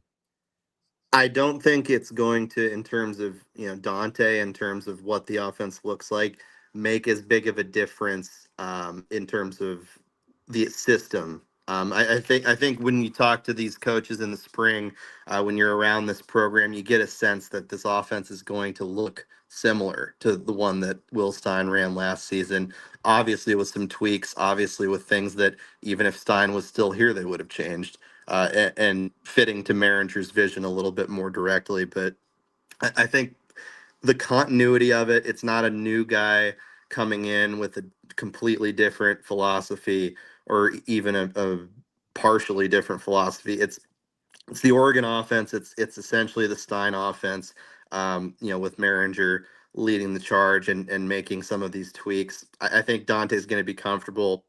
I think he's going to not have, I think, as many of the growing pains. You got to remember, last year was his first year as a starter in Oregon. It's the opportunity to build on last year, to run a similar system, and to have more weapons around him that is going to, I think, lead to early success and keep him in the Heisman running. Ryan, let me ask you here. We're talking about how many connections there are between Oregon and Nebraska and why we talk about them so much. I have been really curious just about when Dylan Raiola decided to transfer to Oregon. Oh, I forgot that one. Duh. Well, you got like the Tuiotis up there too. Yeah, like there's a lot going on. But there's you talk about a miss. Oh God, Ryan, we could keep you all day with Tuioti. there was Do you know how obvious good Tatum is? pretty good. There was a time period, obviously, especially for Oregon fans, where it maybe wasn't clear after Dylan committed whether Dante Moore would be back or not. I'm curious how that commitment was received both at the time and now that he's on the roster and gone through spring ball. Yeah. So behind the scenes with Oregon, Dylan and Dan Lanning has said this publicly. Dylan knew that there was a chance that that Dante came back, so it was kind of a win-win type situation for him. He either is the starting quarterback at Oregon, which pretty awesome opportunity for a guy that has showcased the amount of talent that he has over the years, or B, and I think this is the better situation for him. He sits for a year, he gets healthy, he changes his body in the ways that Dan Lanning says he has over the last few months, and he becomes a better player because of it, in line to be the starter next year. Dante was a good example of doing that as he sat behind Dylan Gabriel for a year, and he came out and became one of the best quarterbacks in the country after having a rough start to his career at UCLA, much rougher than what Dylan had at Nebraska. How was it received? The internet likes to meme Dylan Raiola. The internet likes to have its opinions about what he looks like, how he plays, his personality. I think that's all unfair to a guy who you talk to people around him. You hear stories about the type of guy he was at Nebraska. You hear about his family and the influence that they've had on him. This is a guy that's focused on improving as a quarterback, and as a young guy that has a ton of talent, obviously being a former 5-star, who in this situation, with the track record of developing quarterbacks that Oregon has over the last several years, he couldn't be in a better spot. And I think that, if, God forbid something were to happen injury-wise with Dante Moore this season, what an awesome insurance policy to have a guy like Dylan Raiola sitting there waiting in the wings. Certainly a Power 5 caliber and extremely talented starting quarterback that could step in and lead the way. Were you impressed or surprised by his performance in the spring? Sometimes I feel, and it's just not because he and his dad, we were alums, but sometimes I feel like I had to unnecessarily defend him here. What'd you think about his actual playing ability before you saw him go through spring? Yeah, I mean, I was pretty impressed with his performance in the spring overall. He was somebody that, we only really got to see, obviously, the spring game. Oregon doesn't let us watch practice in the fall or spring. That's not something that we in the media get the privilege to do. But certainly when you watch what he did in the spring game, this is a guy that is showcasing the talent that made him the elite recruit that he was, and that he showed so many flashes of when he was at Nebraska. I think that he also is really focused on not only rehabbing the knee and dealing with all that, but changing his body, becoming more of an athlete, and getting out of the pocket and doing the type of things that so many great Oregon quarterbacks have done. This is a year of development for him, and there's no pressure on him to show anything. And so I've been impressed by not only what folks have said about him on the field, but how he's fit into the culture of Oregon off the field. That's Ryan Clark from the Oregonian. Ryan, appreciate the time. Great stuff, and appreciate you waking up a little early for us. We know the West Coast time is tough. We appreciate you. No problem, guys. Appreciate you having me. Thanks, Ryan. That is Ryan Clark from the Oregonian previewing the Ducks. Pretty measured. Pretty measured. I think pretty reasonable, especially with the maybe it was just his delivery, but I didn't sense the hype train. No, I mean, I think he's pretty realistic about this is kind of you got to get it done or bust year for Lanning. There's no, again, not a lot of excuses left out there. Tough spot. Tough spot to be in. It is. That's where Ryan Day lives. That's his corner. Yeah, Dan Lanning just bought a house there. That's a good point. But, we say it's a tough place to live, things like that. It's also a tough place to live in the nicest neighborhood in town. You know what I mean? Yeah. You You'd rather be nice little cul-de-sac. Like you'd rather be there than in a Section 8. You know what I mean? Like there's differences. Well, each represents their own benefits, I think. I'll take my chances with the McMansion and figure out what's going on there and worry about my utility bill versus, listen, more money, more problems, but they're better problems to have. I might get better food though in that Section 8 part of town. Well, I'm not saying you can't take some trips. You can still drive. Your car still works. Oh shoot! It's first world problems, right? Yeah. We got the best roster. We got all these expectations. We got a first round quarterback. Right? Like those are the problems you want to have. It's better than people picking apart the fact that you said you didn't come here to be 7-6, or to be like, well, did special teams win games last year? Or did they not win games last year? Like there's a different. It's just a different conversation. I gotta go check out my man Ben and see what he's talking about on social media. We landed okay. We were fine. I gotta look at the tweet history though. Yeah, I didn't do like a deep dive. Where's Ben coach? I don't think it's in state here. I don't. Oh, okay. If I recall, I'm not sure off the top of my head, but I don't believe it's might in sound state. like a guy I need to chop it up with. I know you love coaches. I do actually. Yeah, I do. So do I. Coaches are fun to talk to. That's why I love Coach Freund. Just hang out. You found a way to weave in Coach Freund again. Yeah, just hang out. Love that guy. Friday nights. So weird. Just hang out. Well, I can't hang out with. I wouldn't even describe him as like Coach Ben's in Kansas. Personable. That's what I thought. Yeah. Thank you. I think he's real personable. Maybe it's because he likes you. I got to pull teeth. Well, might say more about me. Nobody actually likes Ravi. They just tolerate Ravi. Wow. Keep on tolerating. It's fine. Rico is something else. Man, that was off the top rope. I mean, he's also full of shit. Nice. He goes out of his way to talk and hang out with me. Ooh, I heard the S word. I mean, I heard the S word. I mean, I'm jealous. I can't even get to the top rope and do anything like that. That's a height issue, though. Might be courage too. my eyes are brown. Shane, Shane, you poop your pants? My eyes aren't brown. I ain't Rico. Shane's eyes may not be brown, but his ceiling is. You get that thing fixed? That's tough. I've never. That sounds like a damn white thing to say. You Austin. don't have to even answer that, Shane. That's wow. They waited till the last 2 minutes to just shank Jimmy him. Superfly snook off this thing. Yeah. Why the hell is everybody sticking up for Ravi right now? I mean, detracting. Let's just pick on Shane instead. We know who the dick is. Wow. Whoa. You said it earlier. Whoa. You said it earlier. This whole thing escalated in like really the last quickly. millisecond. No, Shane, that's Damon's deck. That's what he was saying.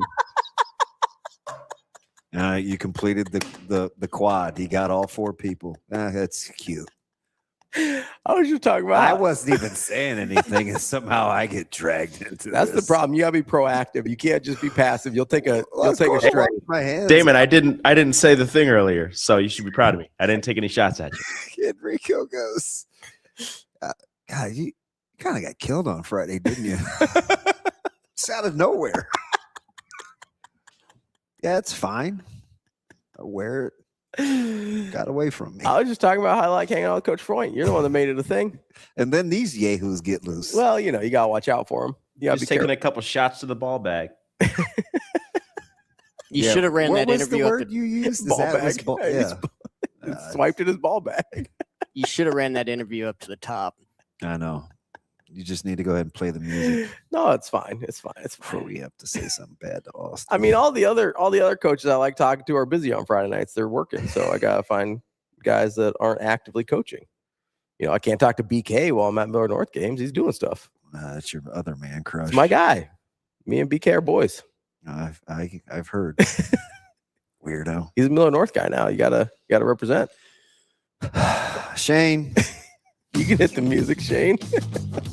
Found a way to weave in some more Miller North references. Always. Roll Stangs, baby. Beer, beer, beer, beer, beer. Rico, do it. Do it, Rico. That's an Austin thing. Do it, Rico. No, do your thing. Margarita. Oh, sound like it had a mouthful of ball back there. I wouldn't have exactly called that masculine, but sure. Wow. That's the show for today. That's DB. I'm Ravi. Lulla. We'll be back tomorrow. More Hurrdat Sports Live. See you. Have a good day. Love you.